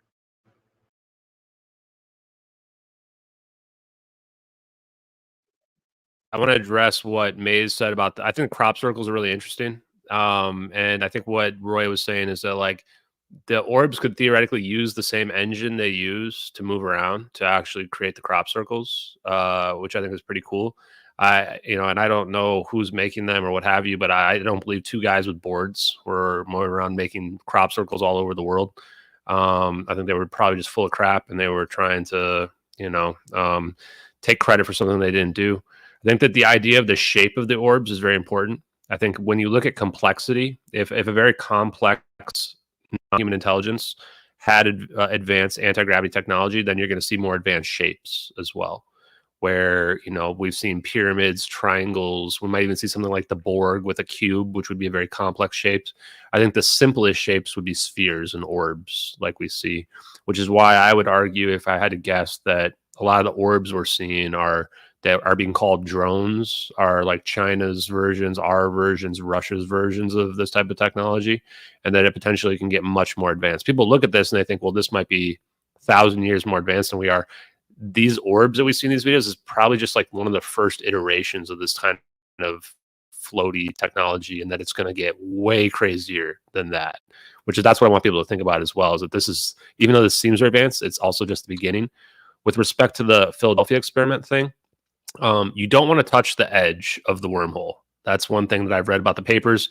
So I think that's probably why it could have gone poorly, is that those fields that they're creating, the very powerful electromagnetic fields, if they are not tuned the right way to be around the ship and they're like going through parts of the ship, that's where you're going to start to see some weird effects. Like imagine time dilation happening in only part of your body. You don't want that to happen. And then with respect to what types of engines these things can create, I want to explain a few different aspects. You have this idea of EM drive, which is what Charles Bueller was promoting recently, which is the idea that you can push off the ether, the negative entropy state of reality, which is like Star Trek impulse drive. So that becomes possible, but that's way different than warp drive, which is pulling space around you, which is what we see the orbs doing. And that's different than straight up space-time manipulation, which is making a wormhole. So there's 3 different concepts, all based on the same ideas. I think all 3 are proven in the MH370 videos. And then also just this idea of straight up free energy. So anyway, those were just some thoughts, and then we can go back into the stuff about the batteries or what have you. Well, no, listen, I'd be happy to dive into the free energy part. Like, I'm open to like just free ranging on the conversation. I guess the crop circles got me thinking about like the pattern the orbs make. Yeah, let me address that. I forgot. So, Thomas Bearden, in one of the videos, I think I did 5 different video summary or video reviews of his content from the 80s, and one of them is phase conjugation. And I'm now not 100% sure, but I think there's a couple different aspects. It could be just a pure wormhole, or it could be a phase conjugation event where like the plane is being a phase state change to a wave function, which is like the double slit experiment, where now your location goes from a deterministic location to a probabilistic one. And that would require mass reduction. Like once the mass becomes 0, now you can move the speed of light. Now you can be here. Now you can be there. Quantum effects become possible. And what Thomas Bearden explained as a 0-point system is what you would need to pull this off. And a 0-point system can be 2 lines angled directly at one another, 180 degrees out of phase, but it can also be a triangle that is 120 degrees out of phase, an equilateral triangle. And that's exactly what we see in the videos. So what I argue is that potentially what we're seeing there is those are the pump waves, where they're creating some type of scalar beam, a scalar potential, a stress in the medium, the gravity manipulation, and they are shooting that at the center of mass of the plane. And what that's causing is that all 3 beams cancel each other out at the center of mass, creating a gravitational effect centered on the plane, which is why they're mapping it, because they're trying to figure out how big does that effect have to be. And then when they're enclosing on the plane, that's what's causing the exponential growth in the energy levels to achieve what they need to create the zap, the wormhole effect. And then, so they would be called the pump waves. And then, because they're the ones that are creating the event. And then you have this idea of the 4th orb, which is shooting another beam at the interference zone of those 3.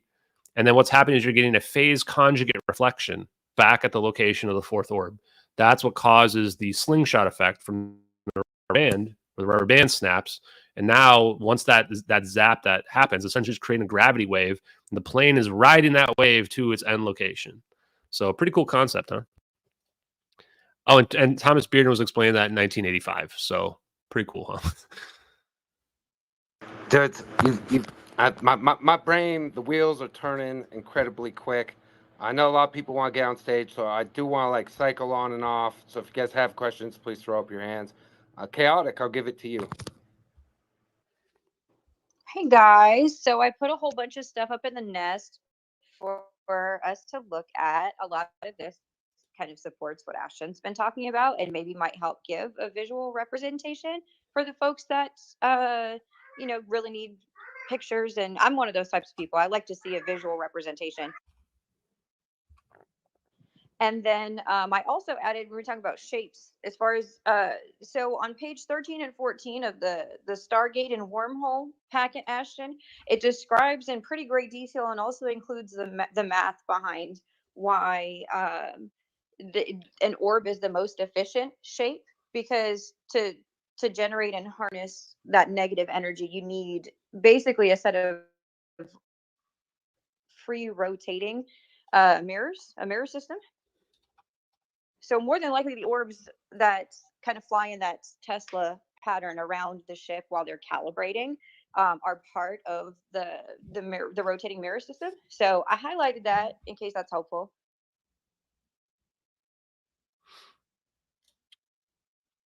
But yeah, I think thank that. you. Oh no, I'm sorry. Go ahead. No, that was what I was going to say. Just keep going.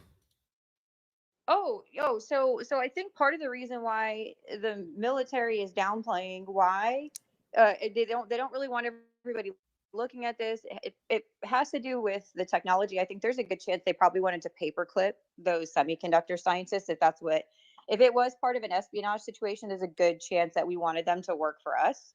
So it wouldn't shock me. I don't think that they would just like kill a bunch of semiconductor scientists for no reason and just like pow just to show that we could, because there's a lot less elaborate ways to make that happen.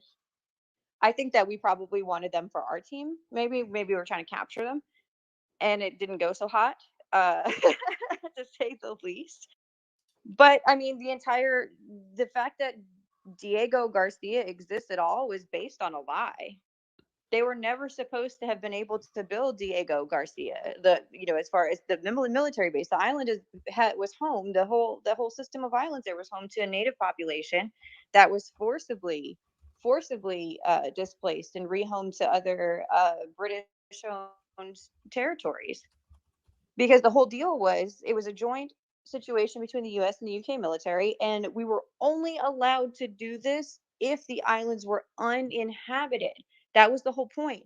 That was the only reason we were allowed to build this military base on Diego Garcia, is because we lied and told the whole fucking world that nobody was living in this island chain, and we lied, and we would not have been allowed to build that military base if we had told the truth and didn't try to cover up the fact that we completely destroyed an entire indigenous population in the 1970s, y'all. In the 1970s, this happened. This isn't like, old history book colonialism. This is colonialism that expanded well into the 1970s, and we're still trying to cover it up. And all this information was available in 2014. They were aware of it then.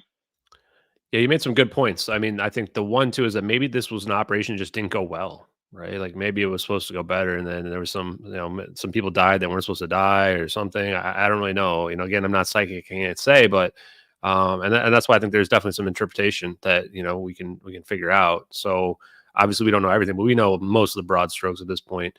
And yes, what they did, I think they were like called the Chechquins or something like that. The native people of Diego Garcia, like all kicked out. We killed like all their animals too, just really horrific stuff. It was a humanitarian crisis. The Chagosians, they were home into the whole island chain. They were originally, and they share a lot of similarities with the people of Louisiana, because they're originally French colonized to a certain extent, to the point where they do share that Cajun heritage, which is kind of interesting, because you wouldn't expect to see a little pocket of Louisiana on some tropical island halfway around the world. But I mean, but they rip families apart. People left the island on vacation, not aware of what was about to happen, and they suddenly just like, hey, we left to go visit some family in another part of the world, and they just didn't allow us to come home, and they just forced everybody off on purpose. As at the time, it was easier to cover stuff up like that because the media wasn't like what it is now. But and the thing too is that must have been a very important location in order to to rationalize doing that and displacing all those people. And so there might be something more going on there, because it's on this like mountain range that's like in the water there. And I think we've speculated and found some contracts. There might be some underground stuff. There's a lot of dredging contracts going on there. So definitely curious to know more about that base. I think Marc Duguay, the famous French author who said that the plane ended up there from the United States, took it, was told to stop looking into it, as the rumor as well. So a lot of sketchy stuff going on there. Real quick, I am going to have to drop off in about 15 minutes. So if we want to do some more quick few rapid fire questions before we close out. I gotta say something to the haters. You know what I'm saying? Because I'm checking the comments. People are like, oh my God, you have no proof. Well, no shit, Sherlock. If there was conclusive proof, this would not be an unsolved mystery. You know what I'm saying? And I mean, if he's bringing his research. Like, I just don't get it. Some people, and it's like, it's fellow truth seekers, to be very emotional and just opinionated about how there's no meat in the buns. It's like, really? I mean, I don't know. I just feel like it's I just had to address that. Yeah, I mean, and this is the amount of evidence we have here is about the most possible for a public investigation. I mean, I am not afraid of going to court because I can convince 12 random people that don't even believe in teleportation that we teleported the plane. That's how much evidence we have at this point, as well as the verifiable evidence that, like, the videos could be confirmed that they're real videos that are of those assets that we've speculated. We have the leaker that could have leaked it. Like, this is more. We have 2 videos, 19 witnesses. We got more evidence than most people are convicted of murder on. Alex Murdaugh was convicted of murder with no videos. So it's like there's just a lot of people that are just coping out there, right? Because this information, like I said, breaks their brains. Challenges their conception of the world in general. But what I'll say on that front is I'm extremely confident. That's why it's so important. I think that our education system might do it, I guess, but also media and everything. We have such limiting beliefs, right? They literally are deep in our psyche where we just think, oh my God, that's not possible. And what's crazy to me is that we're going to continue to be mind blown by what is possible. Right. And we just have to be open to it. I think that when we get stuff like this, like that Ashton brought, this should be heart opening, mind opening, like intriguing, wanting you to go in and research and see, like, what else is there that we don't know. I just don't get, the reactions, especially from people who are just like so adamant that this can't be real. I think that whoever is sitting there and having these conniptions, you should probably reevaluate why you're doing that. What is it about this that scares you?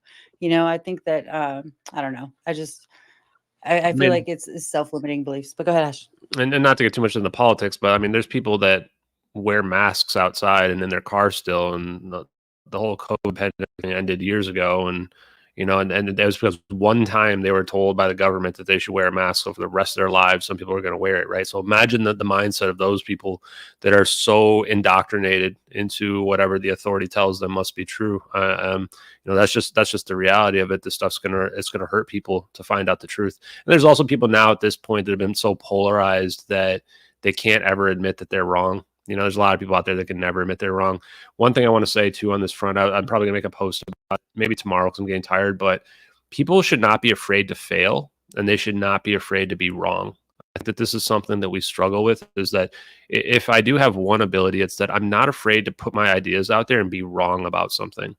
I'm not a liar, but I can be wrong about stuff. And this is how you learn, is that you go out there and you say, don't be afraid to take the first step. I said, I'm going to figure out how electrical engineering works. It's not some impossible feat. I'm probably going to get a lot of stuff wrong. I'm probably going to misinterpret it. I'm probably going to get, and every time I fail, you learn more, right? And then you come back. That's how we get better at stuff.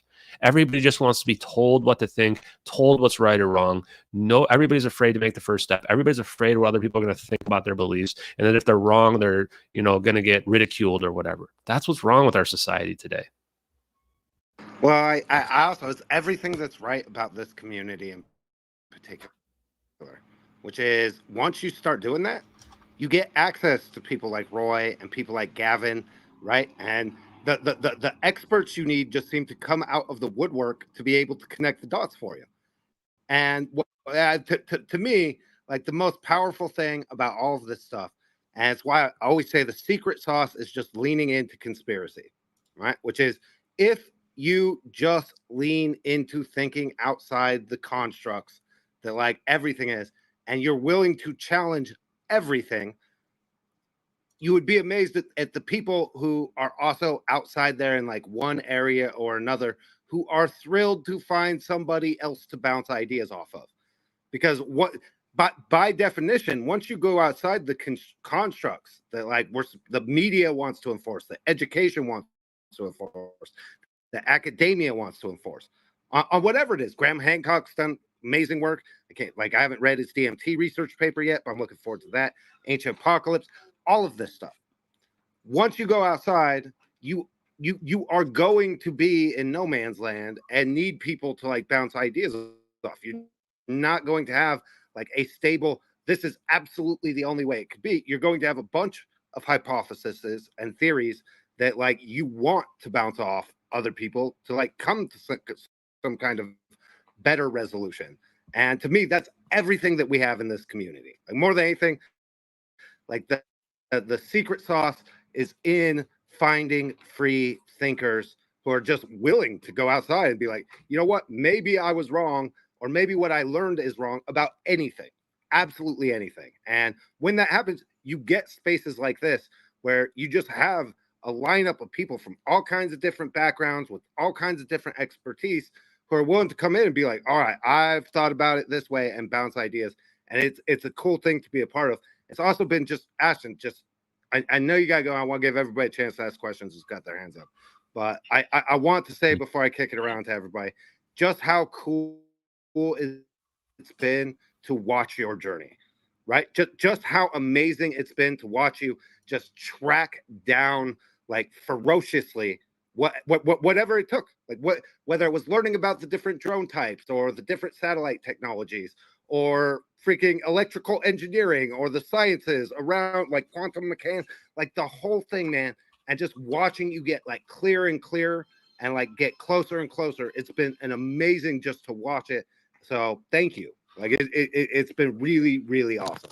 Thanks, man. I want to appreciate the podcasters. I want to get some other people here as well. I just want to say real quick, science is a study of observable reality. And the whole point of science is questioning our preconceived notions. There's gaps in our scientific understanding right now. So we should be open to new stuff and not just saying like, oh, well, this is what the science says and that stuff can't be possible, as a continuous improvement. So anyway, thank you very much. Okay, 2 quick things, and then I'm going to go on mute and we'll go to all the other hands. So first of all, I'm going to repost everything that I see. I'm going to even go and backtrack and repost it, because I think it's through our networking and reposting that it will land on, in the awareness of whoever might be able to take it to the next level. So I encourage everyone, if, to support in that way, just a simple retweet. That's it. And then eventually it's going to travel and it'll go where it needs to go. Secondly, all right, conspiracy. You brought it up, Dustin. I have to do this real quick, 30 seconds. Okay, the helicopter. All right, the president of Iran. So the pilots, there was 2 other helicopters involved. Okay, that were they were all kind of heading in the same direction.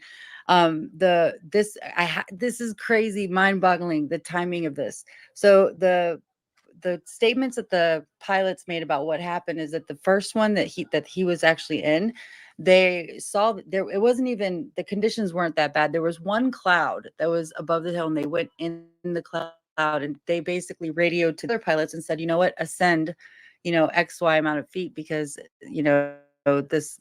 this basically, I don't know, I guess it's hard to see. The visibility was low in the cloud. So when they go over, what they did is they looked down and looked back, and the helicopter completely disappeared. They could not find the helicopter. They were like, and they did not see the helicopter again until they had found it crashed, which was like 15 hours later. But, there's just, I think that there's a lot, I think, investigating this type of stuff will just keep, I don't know, it'll keep our eyes open and peeled for nefarious stuff like that. So I just thought that was a interesting coinky dink. Alpha, jump in, love. A huge shout out to Ashton, and it's great to see you continuing this fight, because I know it's gone hard a few times. One thing I wanted to bring up, especially for the haters on what you're working on, is how much evidence is there to support what the mainstream is pushing, and it's pretty much nothing outside speculation. So to challenge Ashton's theory when he brings more receipts and more evidence than what the mainstream explanation is, that is baffles my mind. But I also want to jump into a little conspiracy with this too. But first, before you go, Ashton, if you don't mind touching on the passengers that were on there, because I don't remember that they were Chinese scientists or what, but I remember there was something interesting around the scientists. But I also want to remind everybody that those 3 Americans on this flight, one adult man who was an IBM executive, and his 2 kids, a 4-year-old and a 2-year-old. So the fact that there's 3 Americans missing, if you're an American, that should at least concern you to what's the truth that really happened here. And then here's the little conspiracy sauce that I'll throw on here. Jet Li, do you guys remember him being alive or dying after he did his last film? Because a lot of people say, I thought Jet Li was dead. But if you go look at Jet Li right now, Jet Li's alive.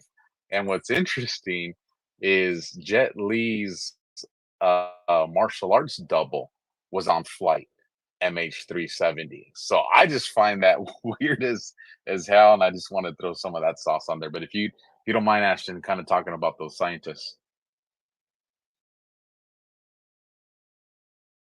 Sorry, I didn't realize that Jet Li's stunt double was the person that was on there. That's interesting. We might have to look into that. MH370 X, find out about Jet Li, guys.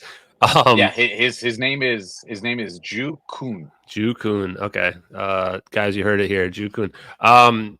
So yeah, first thing I want to say too is that the number one thing you should say to debunkers if you ever get into an argument about MH370 is just say, "What do you think happened?" Because that pretty much immediately shuts down the conversation because they don't want to expose themselves to the same level of scrutiny that they're trying to put other people's beliefs to. This is common amongst people that have very authoritarian beliefs, is that they absorb and they assume that whatever the authority tells them is true. The moment you question what they believe in their evidence, then they immediately back away and say, well, I don't know. I don't want to put my theory out there. And again, it goes to this idea that people shouldn't be afraid to fail, shouldn't be afraid to put their information and ideas out there. The 20 Freescale semiconductor scientists, in my opinion, just like the batteries, these are the 2 things that stick out the most when you look at this flight. The 8 of them are Chinese nationals, 12 are Malaysian nationals. They work for the American companies, Freescale Semiconductors, tied to an NSA, National Security Agency report in 2005 that talks about the commercial emergence of superconductive microchips by Freescale. They're also connected to serving RF powers, U.S. aerospace and defense. Like these guys, it's just red flag central, right? 20 people, way too many people on one plane from the same company. They're all sitting next to each other as well, which means that they must have booked their tickets together. So this is like, why? How did they not get flagged for this? How did the company not flag them? The company even said these were important people and engineers. Some of them even had their whole families with them. Like, well, you're going on a week-long business trip to Beijing. You bring your whole family with you. I've traveled a lot for work. Never brought anyone with me. So yeah, really suspicious stuff. Good questions. Ultimately, at the end of the day, like the United States government has to tell us exactly what the motivations were for why they took this plane. And at a bare minimum, like even if people don't want to believe the videos are real because it breaks their brains, we prove the United States government knows what happened to this plane. Like there's the surveillance capabilities prove they know 100%. So everybody who's trying to get to the truth, which is not everybody out there, everyone who's trying to get to the truth should be wanting the government to issue a statement about MH370. What do we know about the plane? What happened to it? Where did it really go? We know they know. Thanks. And thanks, Alpha, man. You're awesome, dude. I still tell people that the podcast interview I did with you is one of the best out there. And it really helped open the door. What I want to tell people too is that, because I'm being kind of open and vulnerable, is that I thought when I was initially exposing this, that people that were of the like conservative political persuasion would be the most resistant to this information because I had my own bias about what people thought. And it turned out to be the exact opposite. It was that the people that are the ones that are more conservative, the ones that are less trusting in the government, the ones that are more religious are the ones that actually have less time believing in the science and everything that we did here. And it's the people that are like more on the left, not consistent like always, but ones that are more authoritarian in their beliefs of the current regime are the ones that think there's no way that this could possibly be real. And you see the same political dogma and divide in the UFO community too, which I never would have expected. So thank you very much, Alpha, and thank you everybody who's helped to elevate this case. Let's fire a couple more people have been waiting. We'll go to you, Unisocial, and then we'll go to Antarctica. And then, Ashley, I know you got to run. Thank you, man, for making the time. No, thanks for hosting.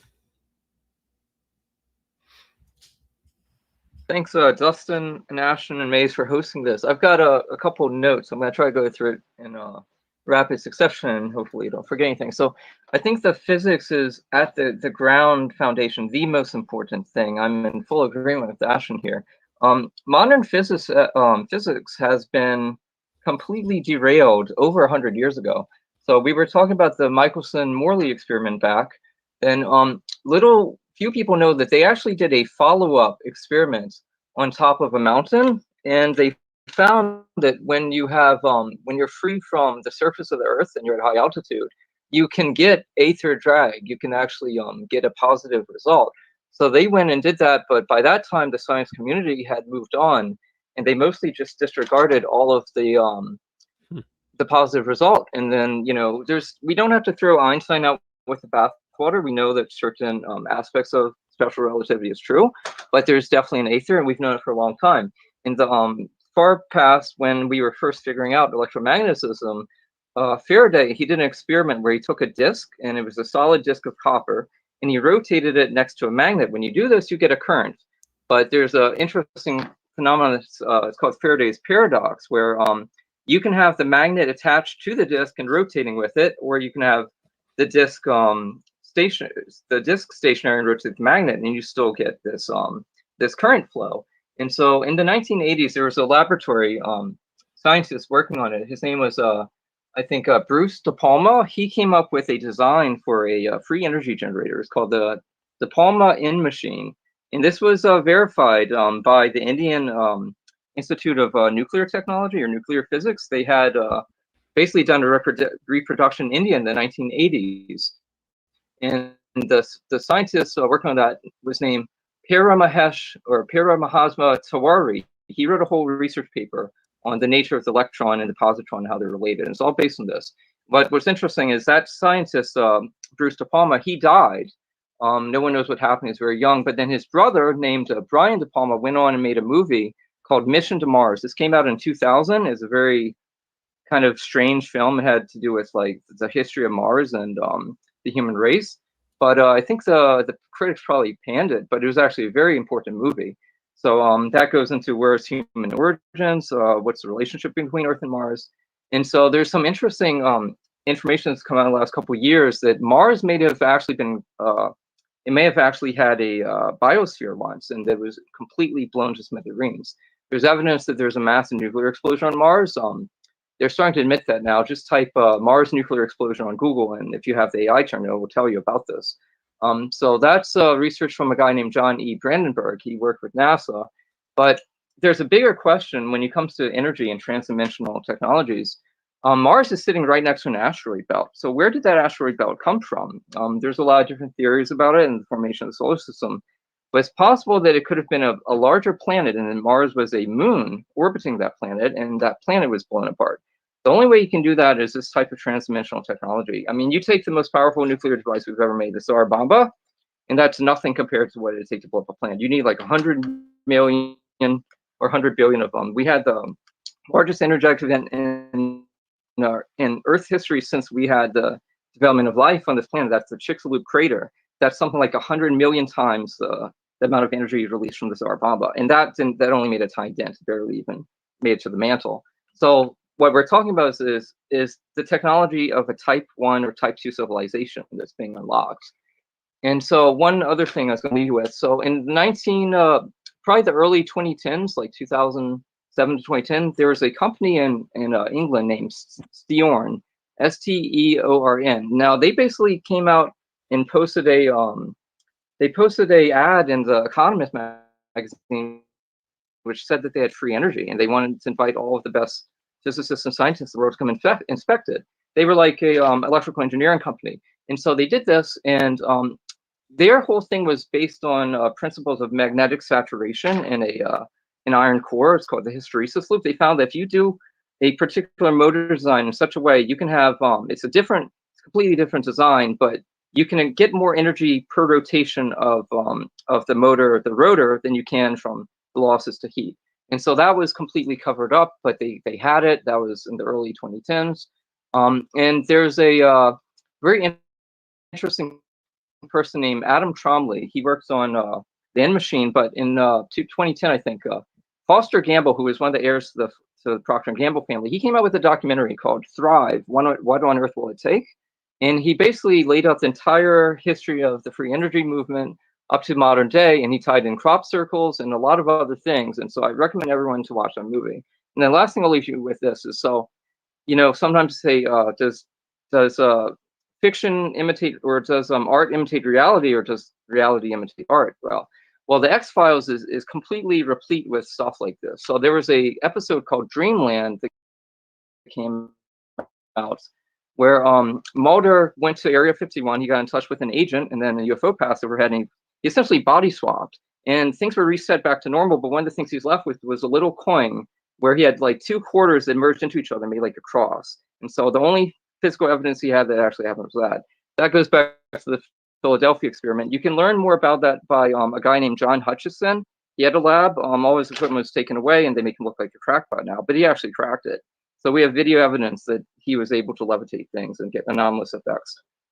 So yeah, thanks for the insights. I've heard the John Hutchinson stuff. Dr. Brandenburg actually sent me an email. We're talking on the side, and I knew a little bit about his Mars stuff, but I had never heard the theory of Mars being a moon, which I think is a really cool thought.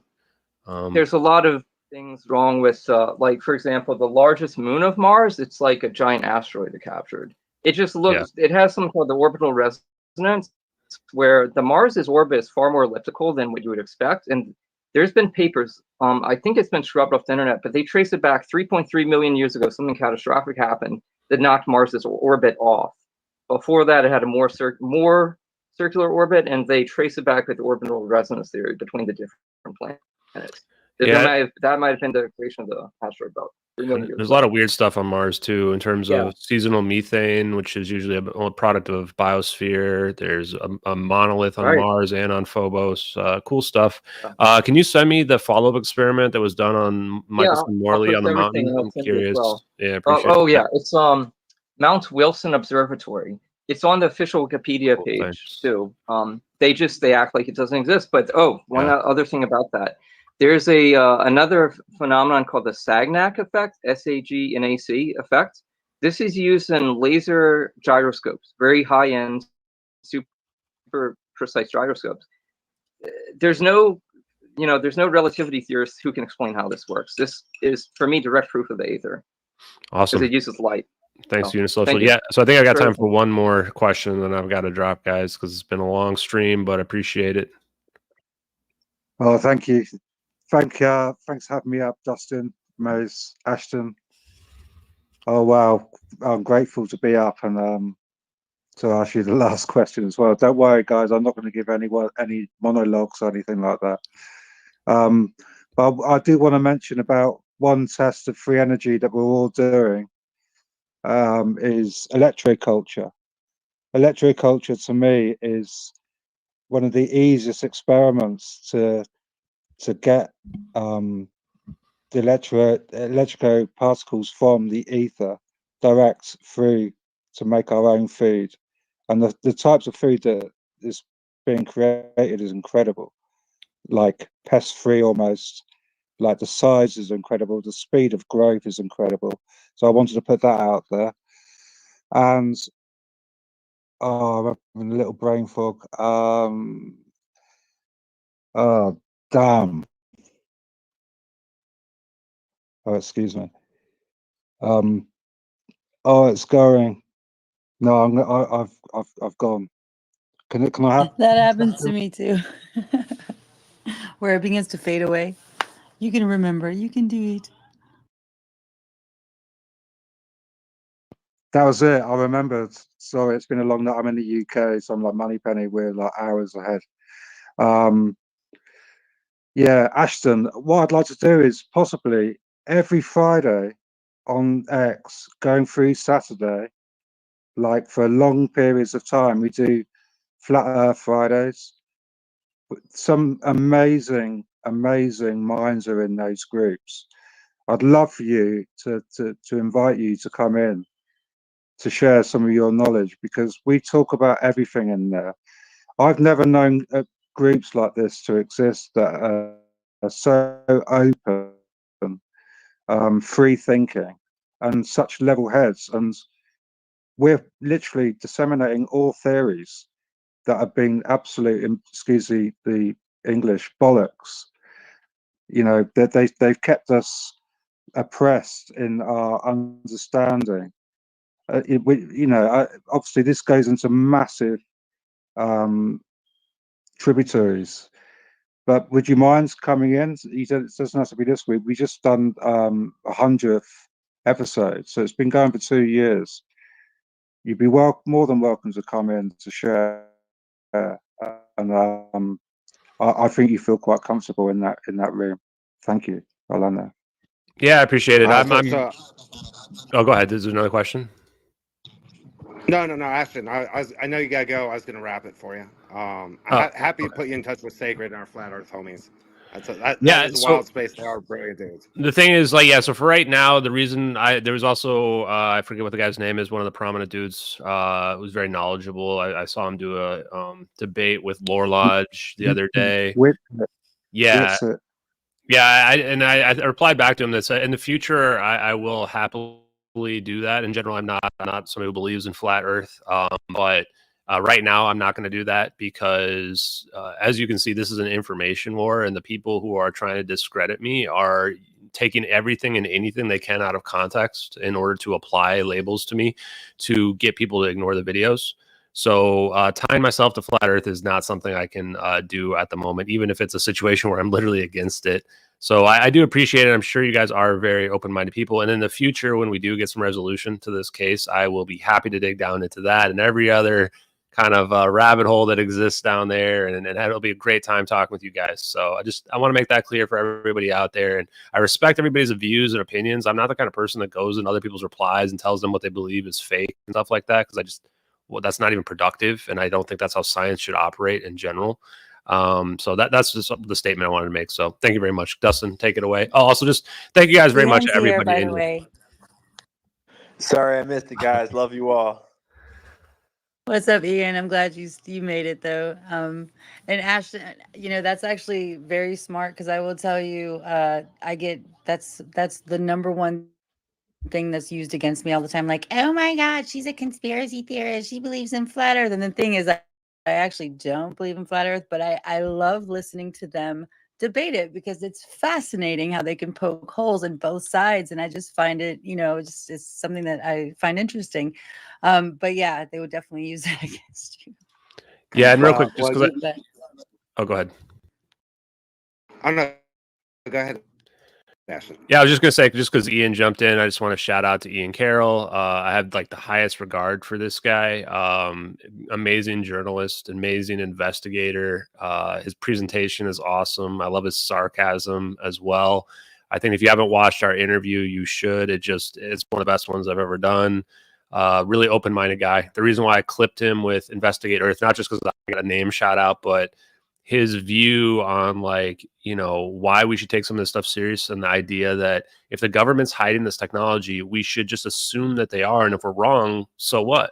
But if we assume that they don't have the technology and they really do, then that's a huge risk for us, because they could be using it against us. And this kind of goes as well to things like when I've talked to Jake Chansley in the past, where he's like, of course we should release this, because the worst people in the world already have it. It can't get any worse by having the people have. We decentralize this technology and we take power away from the centralized authority.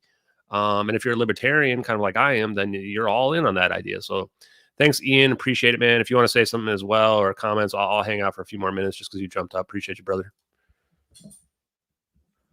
Oh, I just want to say I appreciate you all, and I'm so glad that you're fighting this fight, man. Sorry that I was late. I just got back to the hotel.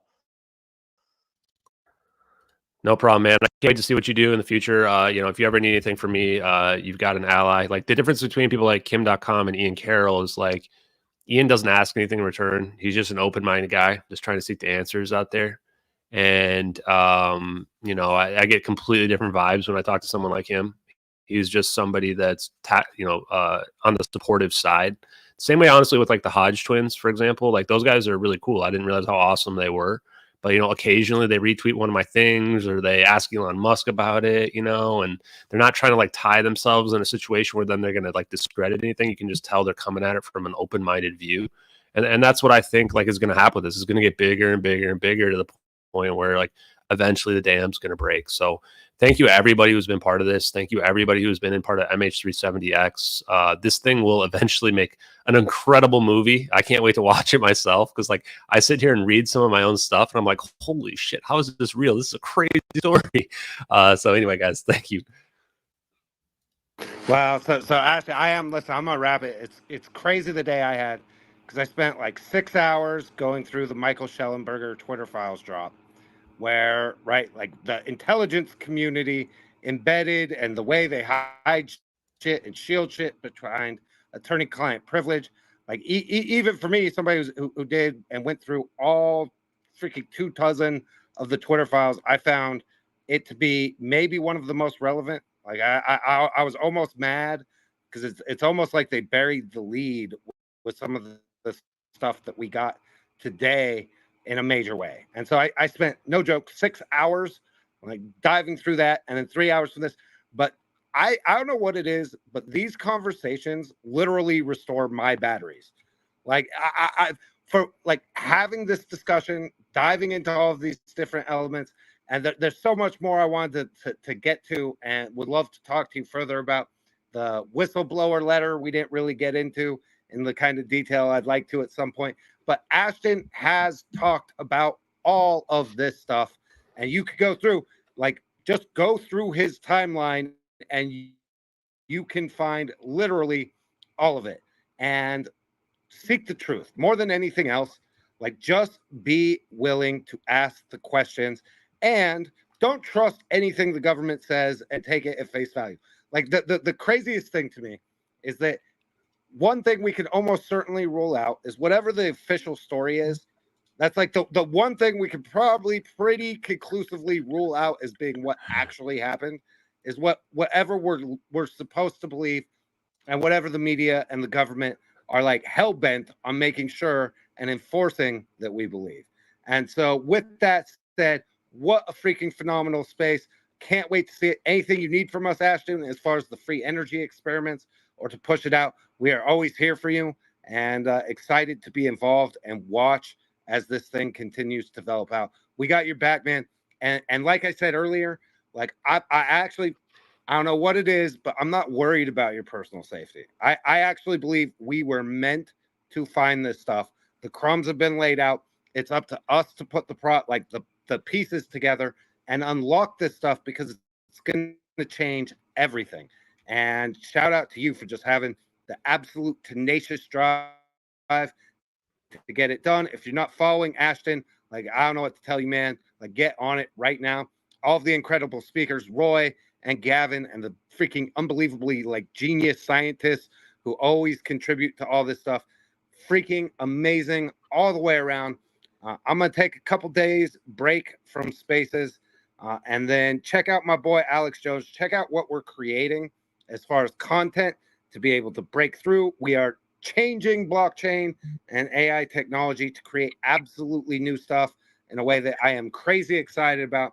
But I'm looking forward to getting back to doing more of these late night spaces. Hey, Dustin, now would be a good time to drop the alpha that together with Dustin, the Alex Jones project is going to be working on these a docu series that goes down the rabbit hole of conspiracies. And Ashton, Maze, Ian, we'd love to have any of you guys on our show to cover these stories. We're going to be working with Dustin, so if you guys are interested, just reach out, and we'd love to have you on.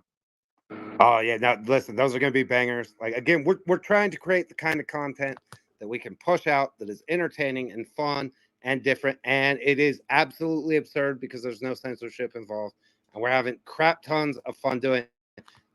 That's where I've been. If you guys have been wondering, I kind of helped build this entire ecosystem where we've got 25 different projects creating daily content that is literally poking holes in everything.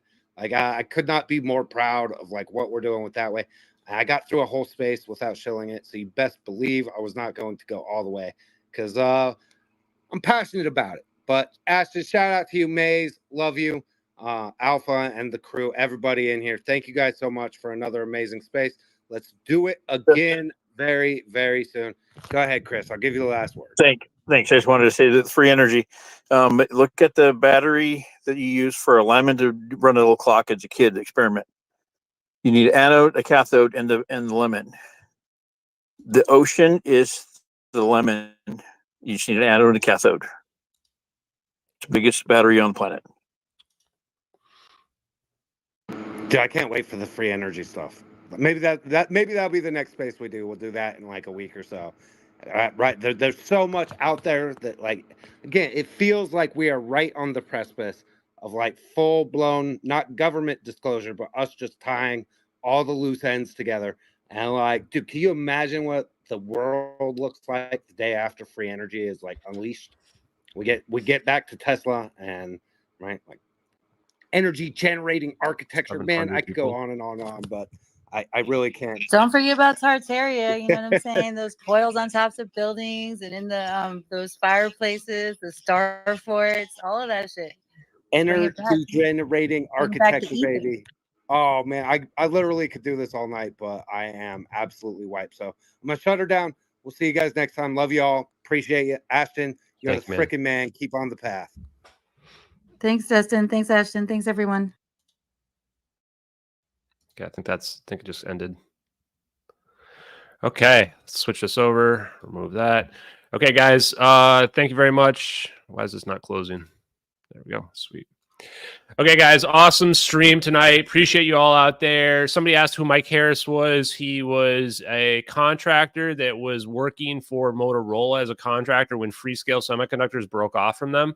So the fact that he made this weird comment about the plane going into a portal or another dimension is pretty damn bizarre, especially because he just offered it up there. Like, that's not the kind of thing you say unless you have some real weird inside information. It almost felt like he was talking to the future there, guys. I'm going to drop, guys. I'm exhausted. I'm probably going to retweet the Man in America interview from the other day because I didn't retweet the actual interview. And I don't think I'm going to post any stuff tonight. I'm just too tired. But I do have some other. I'm going to do more like once per day, like long form content where I like either give my thoughts or updates on the case or stuff like that. So I hope you guys enjoy that. And when I have an update on the plan for trying to prove that the ether is real or whatever, I will let you guys know that. I do want you to know that things are moving in the background. I am trying to, get some kind of answer to this case and closed out. So just thank you guys very much. Honestly, from the bottom of my heart, thank you for watching. Thank you for being here. And we will talk again soon. Next stream will probably be tomorrow. And we'll go over science, guys. Have a great night, everybody. Peace. I'm going to play you out with the Cypher song.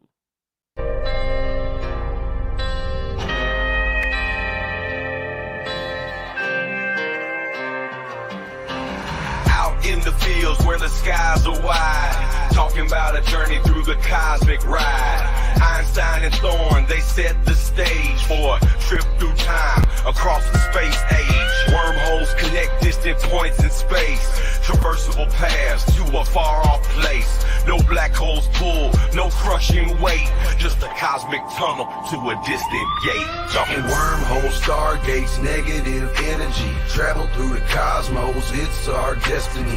MH370, where did it go?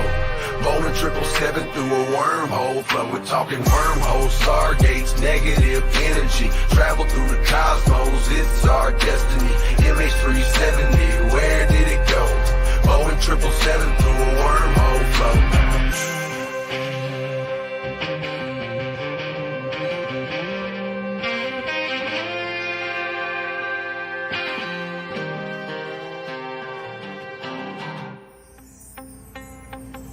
Exotic matter, negative energy's the key to stabilize the wormhole for you and me. Quantum vacuum squeeze so tight, creating conditions for this wondrous flight. Static fields and lasers in the lab they play. generating forces in a new kind of way. Gravitational squeezing, Casimir's force, negative zones we need to stay the course. Talking wormholes, stargates, negative energy. Travel through the cosmos, it's our destiny. MH370, where did it go? Boeing 777 through a wormhole flow. Thin shell formalism, plates so fine. Spherical geometry we realign. Energy conditions that we must defy. For a stable wormhole, let's give it a try.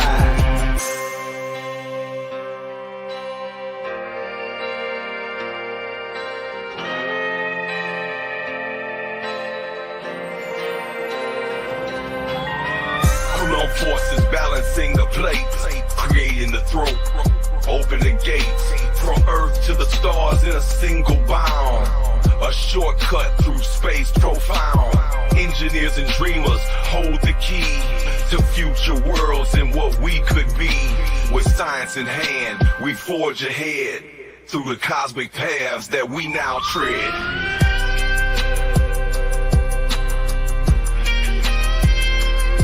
We're talking wormholes, stargates, negative energy. Travel through the cosmos, it's our destiny. MH370, where did it go? Boeing 777 through a wormhole flow. From the fields to the stars, we break the chains. Understanding the universe, we make the gains. Lil Hula Crunk shines, bringing truth to light. Through his music, we'll explore the night. With wormholes and stargates, our path is clear. Exploring the cosmos, our future's here.